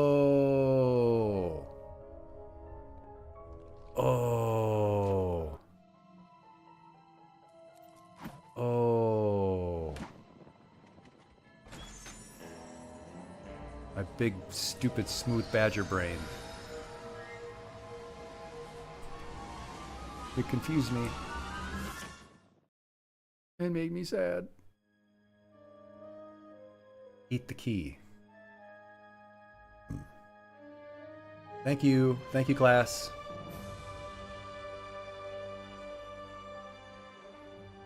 I thought maybe I just hadn't done something yet.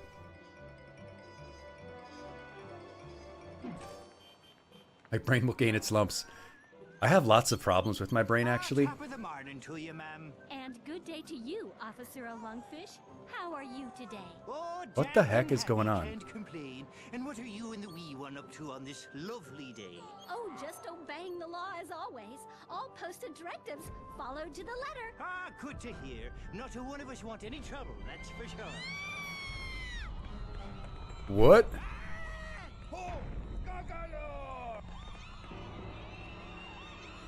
Uh-oh, I'm Godzilla? Nice. Rah, rah, Rasputin. Go to Kochimara Tower and destroy it. Oh, wow, so I'm literally just doing some Godzilla stuff now, huh?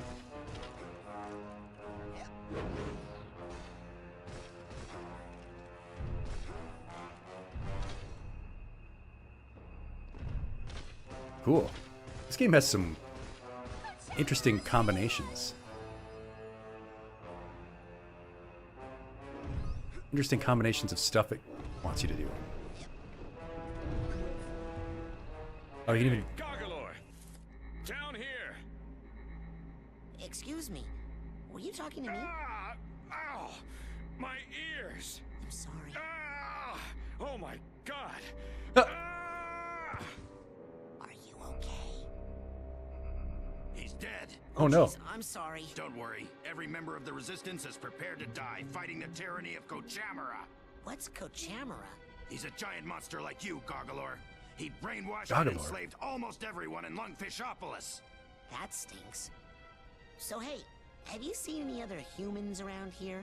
I'm looking for a girl called Lily. The government archives might have some information about your young girlfriend, Goggalor. Well, I don't know if she's really my girlfriend. I mean, I think she... I only meant that she is your friend who was a girl, Goggalor. To access the archives, we must first destroy the broadcast Also, tower Rasputin Kochamara calls himself a uses to human. Does he control the really look human? populace. Check. I'll go smash that then. Wait, Goggalor. In order to reach the Oh, tower, you need to Goggalor. pass through that Because he wall wears of lasers. goggles. But you'll never make it through the lasers Oh. without our help. So are you gonna start I am helping big, soon? smooth, First, I need stupid you to do something for brain. the Resistance. Punch a hole in that prison and free my comrades. Okay. Smash. Freedom! Freedom! Freedom! Hoo-yah! Now, how about getting me past those gates? Right. We stole the shield power module from Kochamara. It's too big for any of us to operate, but it should work for you. Oh, Coach Amara is the coach guy. Oh. I'm starting to put it together, class.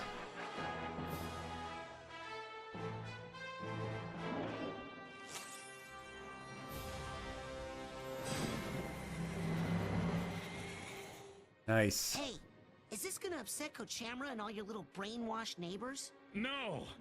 I doubt it. No. So, knocking down the prison and then breaking this laser shield thing, nobody's gonna get mad about that and start shooting at me. No! Yes. Maybe one guy would. But what is even an entire Ah, navy of Sly Cooper lungfish sounds really against good the too to go mighty back and play Snow revolutionary Fox. zeal of Goggalor. Wait, what navy? Meet us at the dam, Goggalor, for freedom! I've heard that guy's voice before too. Is that the voice of Timmy's dad from Fairly Odd Parents? I think that's the voice of Timmy's dad from Fairly Odd Parents. Huh.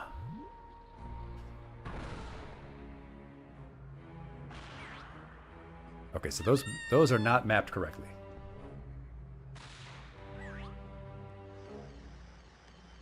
I don't think that's gonna work. I don't think that's gonna work. It's okay, everyone. Sounds like Space Worm Jim. Peaceful city of Lungfishopolis is under attack tonight by a hideous, gigantic monster the terrified citizens have named Goggalor. The Navy has responded quickly and decisively, dispatching its entire tank division to neutralize the creature. Soon, Go talk to authorities Ford. I say will go talk to Ford. Everything will return to normal. When I'm out of this fish place. Children is good.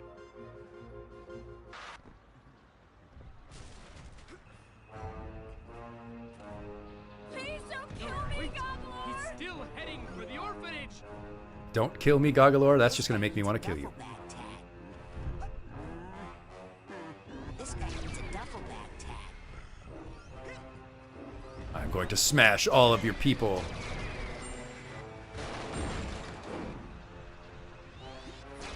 Ouch, you shot me, and now I will destroy you. Oh, I can pick up the tanks?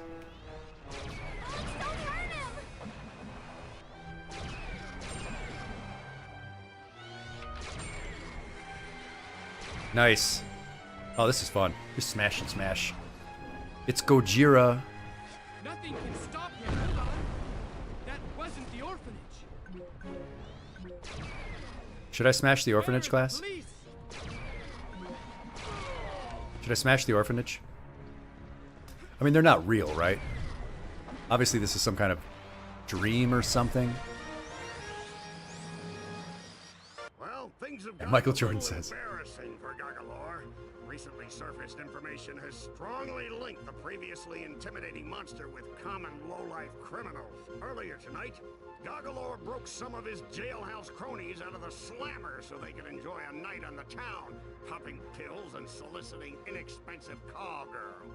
Well, whoa, whoa, whoa, whoa, hold on there. Whoa. Problematic. With hyper-electricity. Very troubling. Gagalor did what?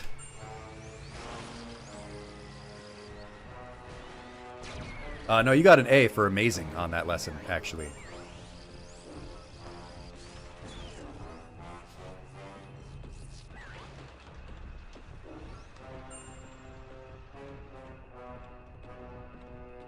That was some troubling conversation there.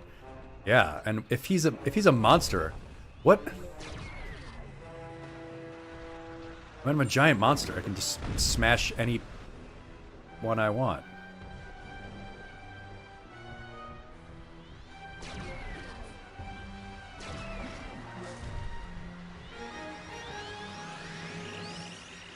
I am pretty funny. You can have an S+. Carves a bloody swath through our helpless city. Our noble, all-volunteer nation. Not only have I seen it, Bit Shepherd, I like it. Eggs, our friend Eggs. Twisted black lump of a heart in this creature, still known only as Gagalor. Though it loathes violence in all its forms, the Navy has no choice but to activate its anti-monster turrets, which it guarantees are 100% monster-proof. Not get caught stealing children. This is just wild dialogue and stuff.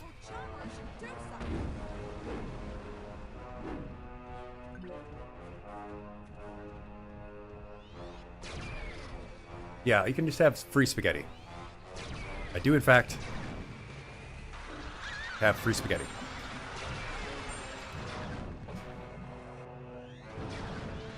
Your rockets do not hurt me.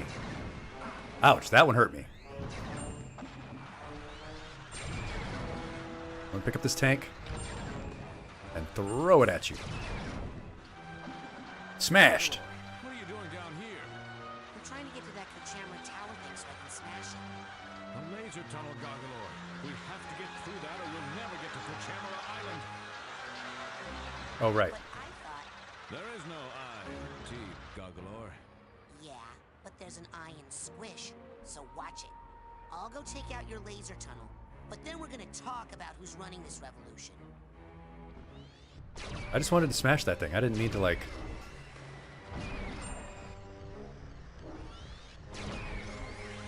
My bait shop. Yeah, there's free spaghetti,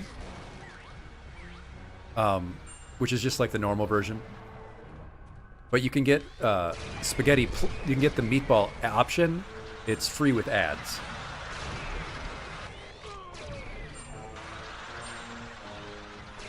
My outlet store. Now, if you want like the full premium, like spaghetti, meatballs, Parmesan, with breadsticks, then yeah, that's the paid premium version. Yeah. But if you watch at least one ad during your meal, you get one meatball for every ad that you watch.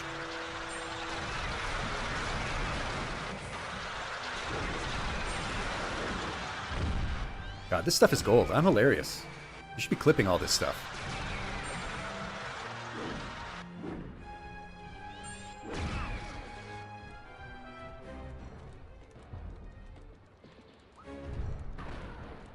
I don't think that's gonna work. I don't think that's gonna work. I can go get that bag. Clipped and shipped.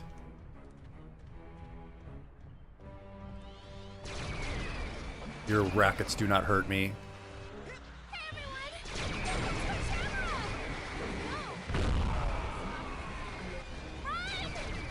Get smashed, y'all.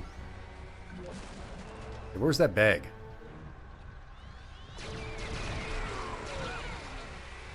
Get squished, all you squishy little lungfish.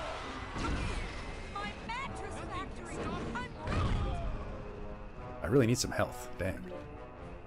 These squishy things might actually kill me. Where are the police? I'm just walking around killing these things.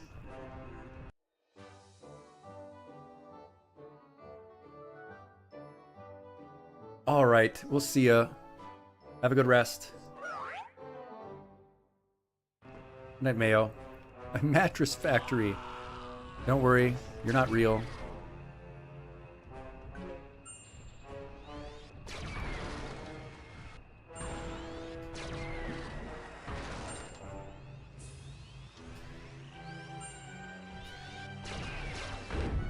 Oh, unfortunately that doesn't even work. Ouch!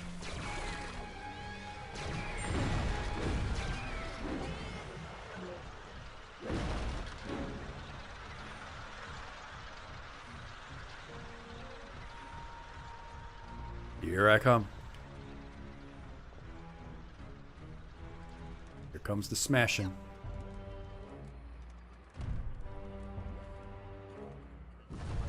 Freedom! Freedom! Yeah, smash those billboards. Freedom! So, this big monster, is that the best you could do? We were short on time, and he is good at smashing things. Doesn't look like much to me. Come on, let's blow this joint. Hey, you're welcome. Sorry about him, Gargalor. He's been in prison a long time. Hello, Mr. Star 666. Thank you for coming. Thank you for joining us in my classroom this evening. Good to meet you. Good to see you. Hope you're well. Unfortunately, it is Monday tomorrow. The weekend's over. Rest in peace to another weekend gone too quickly.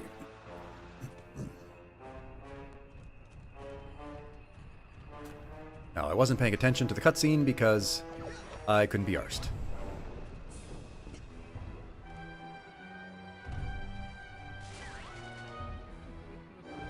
I need the purse tag here.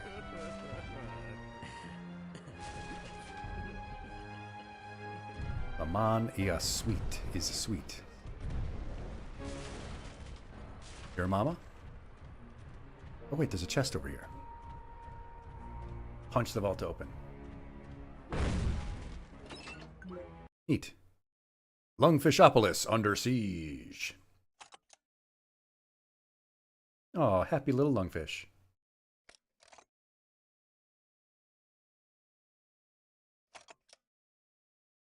Oh, and that's the coach guy. Yeah. There's a revolution. Yeah, got it. I'm gonna smash it all. That's the point. Your English is bad. Seems fine to me.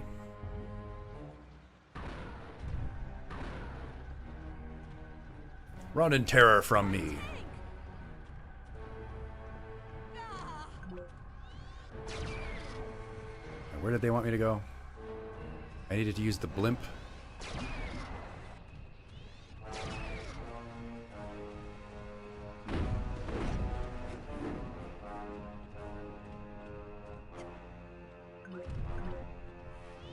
I do like blimps. That would be cool.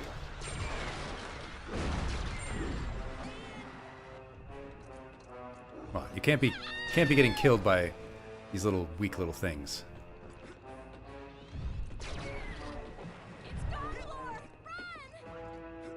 It is Goggalore. Oh, really? That hit me? Weak.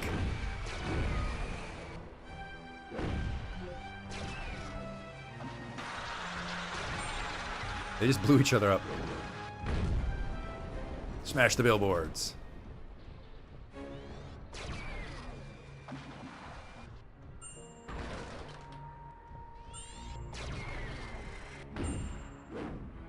Alright, now we take the blimp.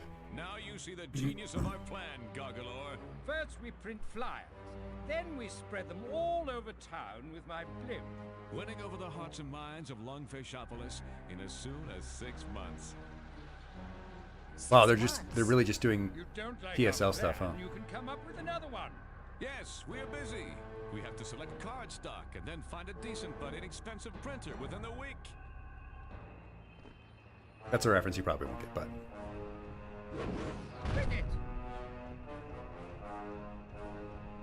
So, what do you jerks want me to do now? Knock it off! Oh, there we go. Hey! Bounce on the What are board. you doing up there? Oh! Okay, yeah, I'll just come up here. Reach Skyscraper Island. Pretty on-the-nose name, huh?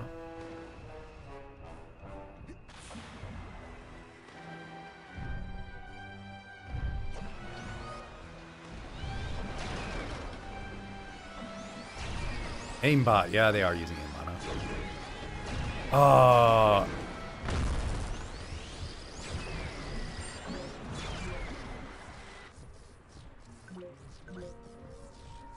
Can't catch me.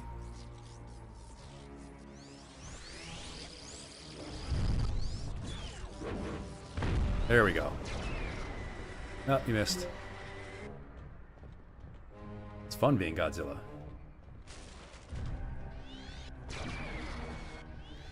Why hasn't there been a good Godzilla game in a while? This place has a lot of tanks for a small city.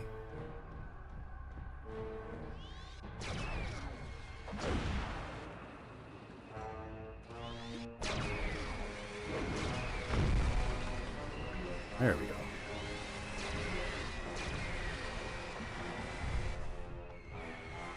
Can I ride this rail? Yeah. Look at that.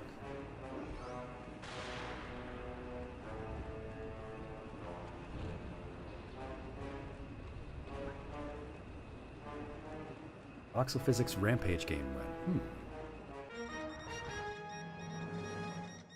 We're here with the star of the popular sitcom Trouble in the Bubble, Buddy Finn. Buddy, what's your take on the Goggalore situation? Is he just misunderstood? No way! I hate Goggalore. I can't imagine any one of my fans siding with the monster. He hates everything lungfish care about. Air, water, family, the economy. I do hate the economy. You'll be happy to know that the Navy has decided to pull out what they're most famous for. Airplanes.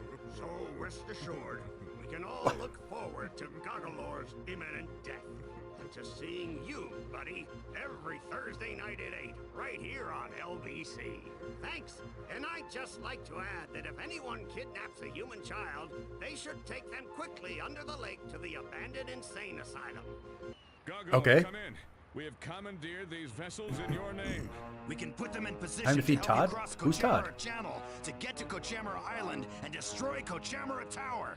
The thing is that, although we have the utmost faith that you will soon contain the area, Goggalore, we just think it best we've decided to maintain our position out here. just until you clear the area of all hostiles. Yes. For insurance reasons, Goggalore. Yeah. Yes, that. The economy. And for freedom. Oh, it's your pet. I see. That is an important thing.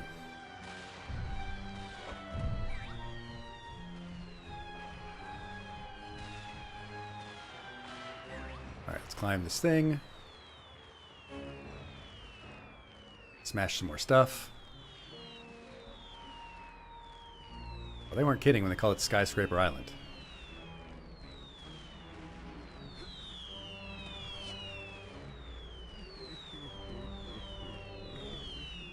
Oh, these bombers are not very effective. Oh, just as I say that, he completely smashes me off of the entire building.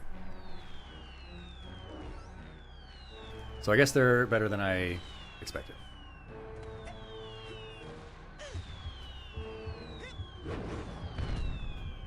Okay. Gotta shoot him, I guess.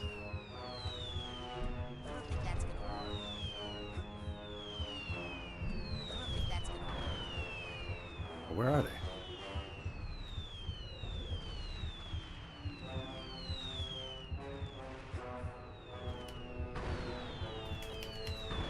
There we go.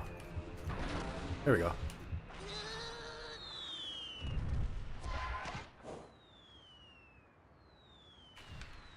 Deeply upsetting. No, get off of it. Get off of there. Get off of the rail. You dumb little Rasputin.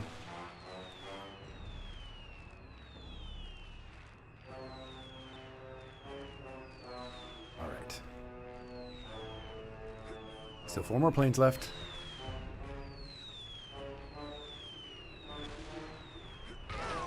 Okay, that's lame. That's weak.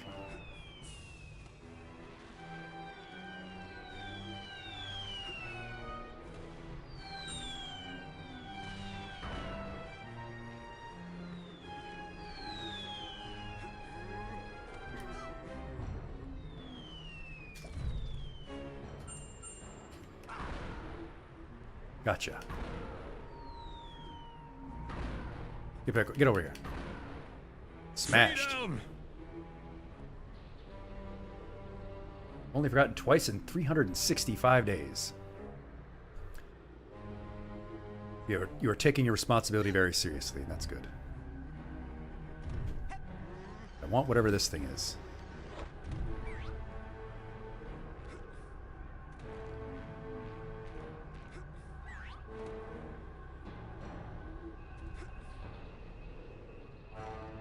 And then whatever this thing is up here. Do I have the tag for this?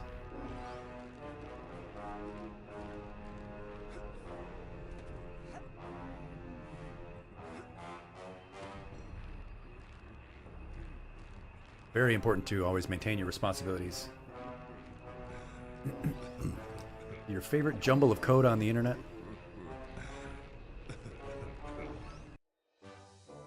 Ah, we've secured the baggage.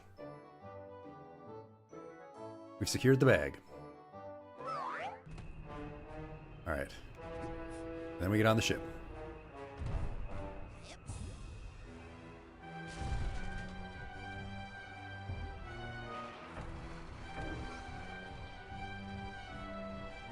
All right. Or was that not the right ship? No.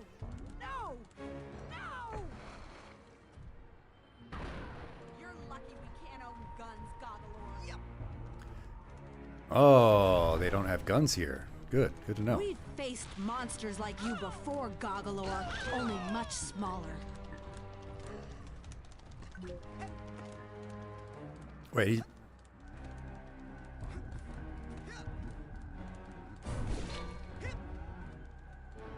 What is going on? Oh boy, that was bad. Punch open the vault.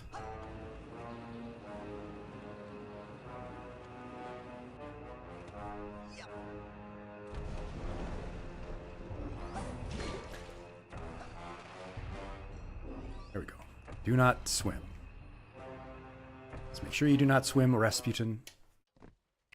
Well, we're sorry to report that the miserable and incompetent lung-faced Navy is all but sunk.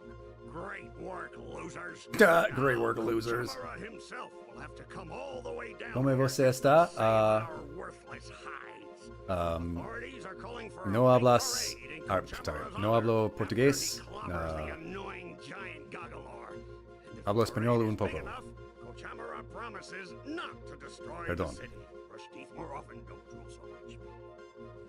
I am doing well. Alitada, coming to us from the land of YouTube. Finished our lesson on alcohol and finishing up some Psychonauts.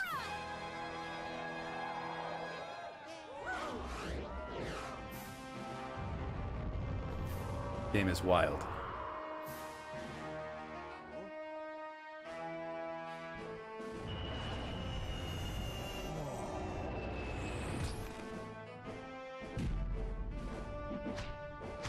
Oh, okay. This is the weirdo I gotta fight.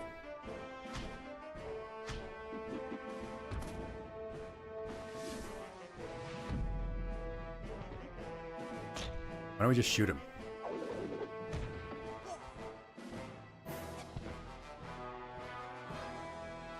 Let's just shoot this guy, Indiana Jones style. Give up while you can, Goggalor. Okay, so I can't. Chamara does not speak giant monster boy language.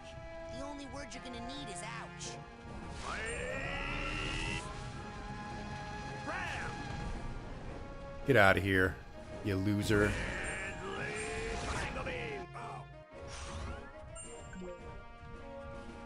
So he's just like being the hero in his own little world here. You tried.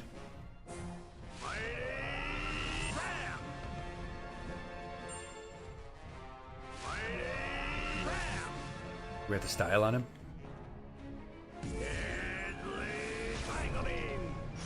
Oh, come on. He really is just like trying to get smashed, idiot. Oh, you knocked me down.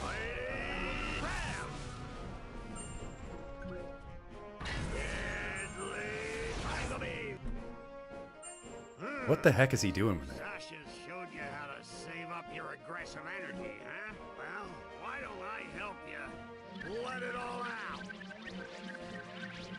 What? Don't worry about it. Ground vision.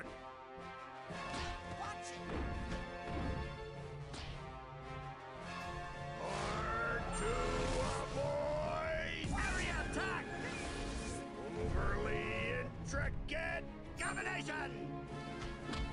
R2 avoid area attack! There we go, with his area attack. Ground vision! R2 avoid area attack! There you go. You opened yourself up to my attacks.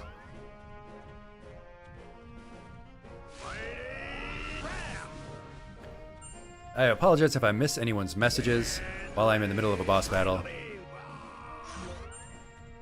I will try to get back to them when I can.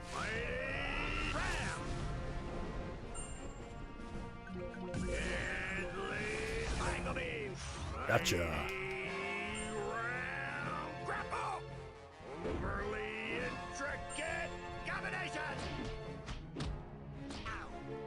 R2 avoid area attack!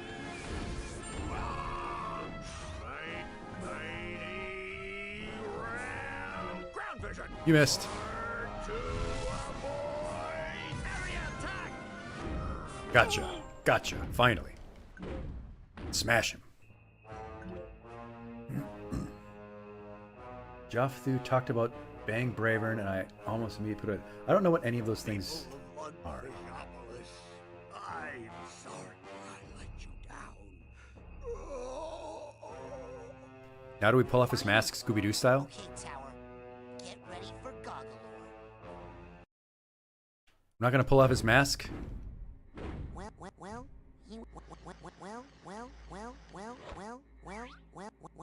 We gotta remix that. He was evil, but he did build a lot of roads. Oh my god, really? Well,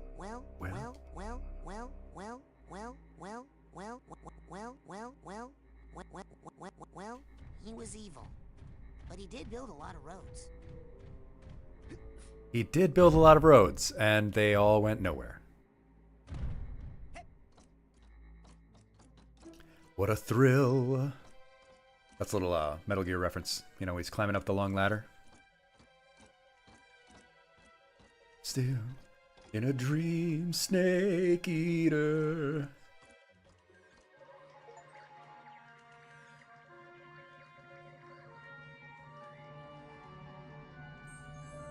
Goggalore. Oh no.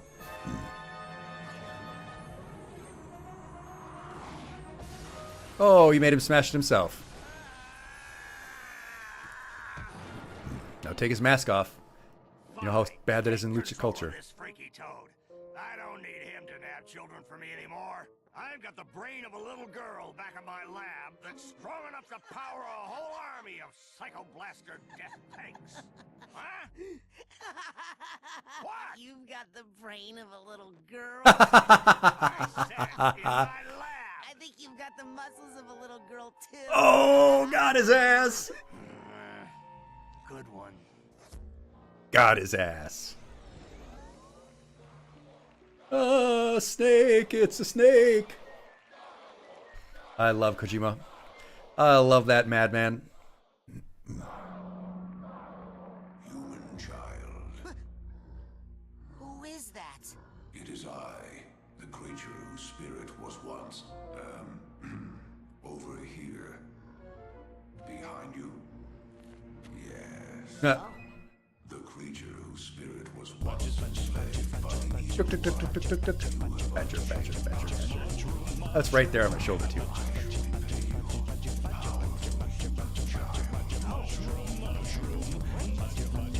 It's chilling on my shoulder here.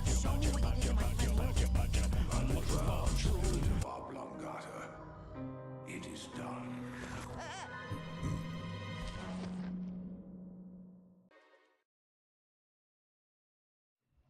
Thanks, Goggalore.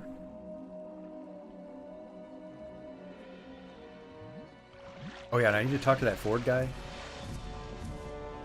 I think we'll do that next time. Oh, thanks for the lift. It is your wish to travel across the lake. You may return to either shore and summon me with that. Thanks, hulking lungfish. You know, you really aren't as hideous as people say. You may call me now by my true name, Rasputin. The name given to me by my people. And what name is that, noble lake creature? Linda. What a magical lady. What a magical lady. That might be Tony J. Linda. Okay, Linda, thanks. Oh, I should have been talking to him the whole time, huh? Thanks, Linda. Alright, so I'm going to save it here. Ah, yes. What a lovely lady. 5. Remember, it's on 5.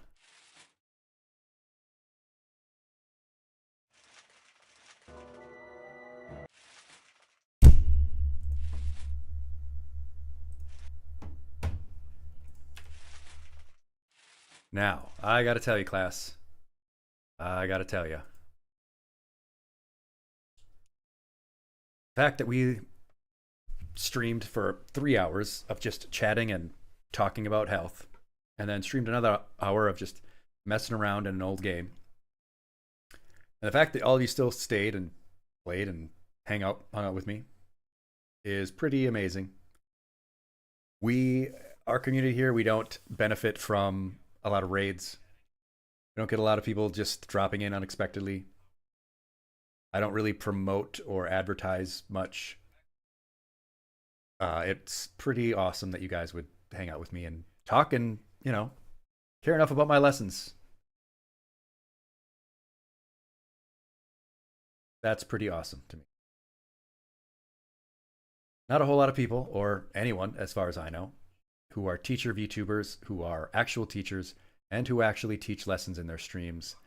I've said this all before, but I'm trying to make this something pretty unique. Yes, indeed. Thank you for reminding me, Bitch Shepherd. May 25th is a big collab. There will be, there's 20 people just on the music part, just doing music bits. And a bunch of people like myself will be on the panel. We'll be talking about mental health care topics. We'll be talking about self-care for Mental Health Awareness Month, which May is. And for the National Alliance for Mental Illness. We'll be raising money for them. Hope that you will all be there. Set your calendars. Make sure that you will be in attendance in class. Don't be tardy. Don't be late. Don't be absent. Our next stream.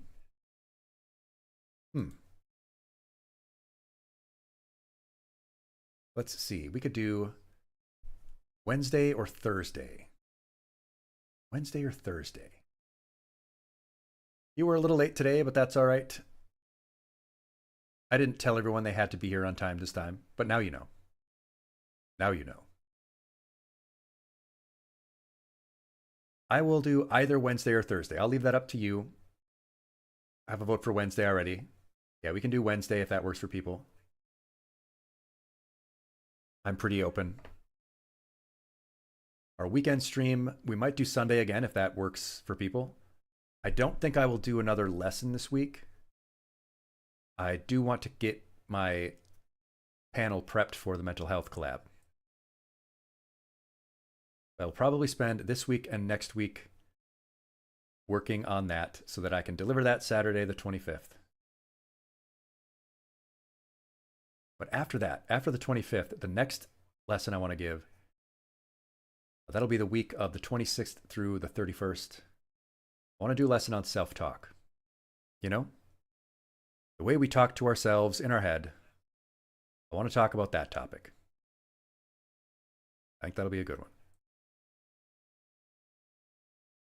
So yeah, we'll probably do Wednesday and then Sunday, and then next Wednesday and Saturday.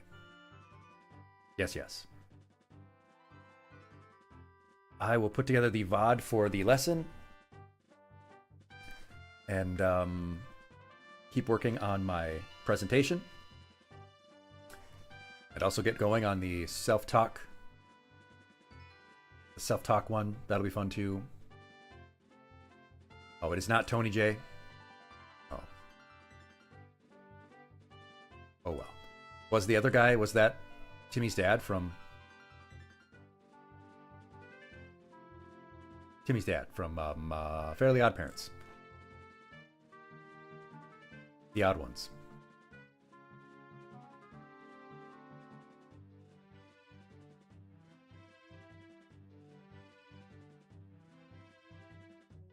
You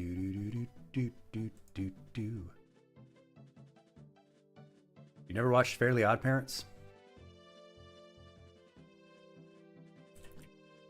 It's okay. It's okay. Not my favorite of the era.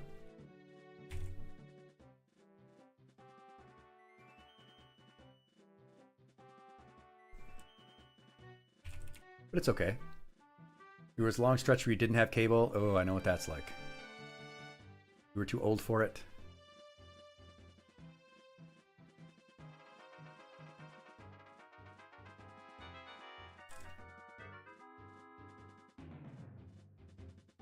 See if I can find an interesting field trip for us to go on.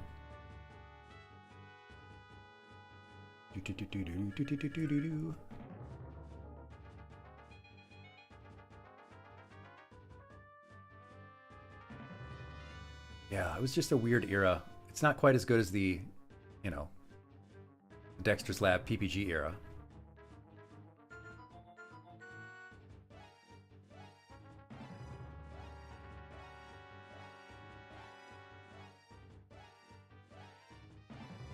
You still watch children's cartoons? Of course, me too. It's like C.S. Lewis said, you have to put away the fear of childish things.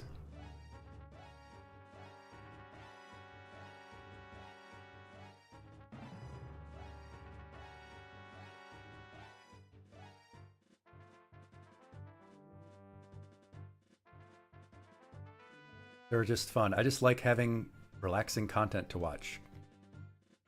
The world is dark and dreary enough as it is. I don't need that kind of stuff in my life.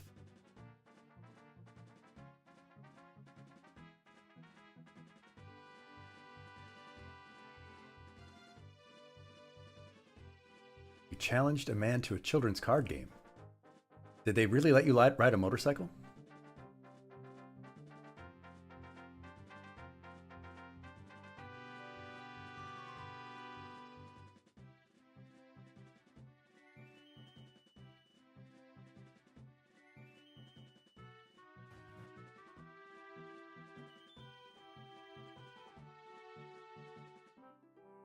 Card games?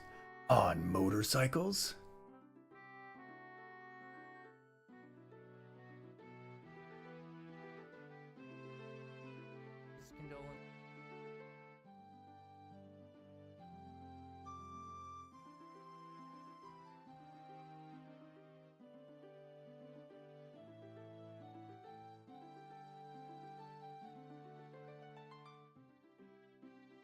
You do ride. Oh yeah, that's true. You do have a motorcycle, huh? You know, make a 10:25 p.m. snack. That seems like a good idea. I'm gonna make some taquitos, I think.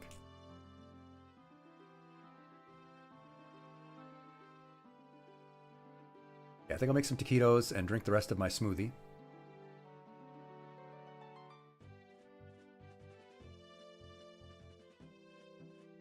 By snack, I mean meal. Yeah, I don't think the taquitos are going to be a snack for me. I think they're going to be like a full-on meal. Because I'm going to eat the whole package. I think we know that's how it goes when you make taquitos. Right? Isn't it always the way?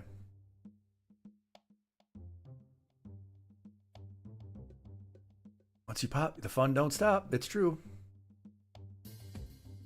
Card games on motorcycles. Card games on motorcycles! Card games on motorcycles. Crow, did you hear that? Card games on motorcycles! Card games on motorcycles? Card games on motorcycles!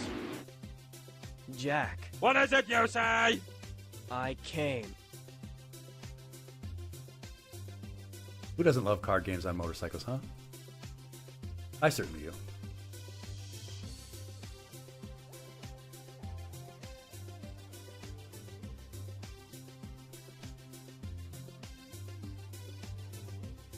Let's see. I do love Zelda, but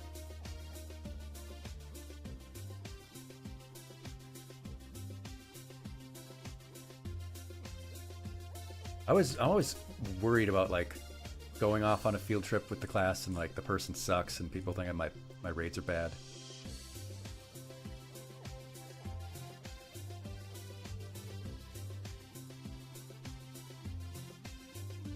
Oh, Monday's gonna be fine? Okay, good. Alright, let's just try this out. Oh no, it sucks when I look for someone to give us a field trip to go to and it's like, oh, they're already wrapping up, they're about done. Oh, they've been on for like 6 hours already. I'm like, I don't want to send people there.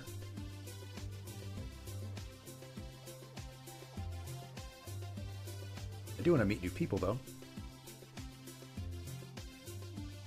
You have 44,000 gold stars? Huh. What's the interest rate like on those? We have almost 1,000. I really should adjust the prices. But I want new people to come in and be able to, you know, smash stuff around.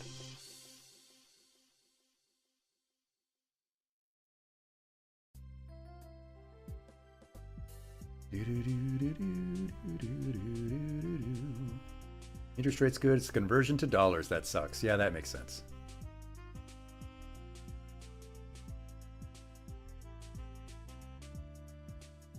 All right. I got it. I think I got it. All right. We're going to go on a little bit of a field trip. Remember to be good on the...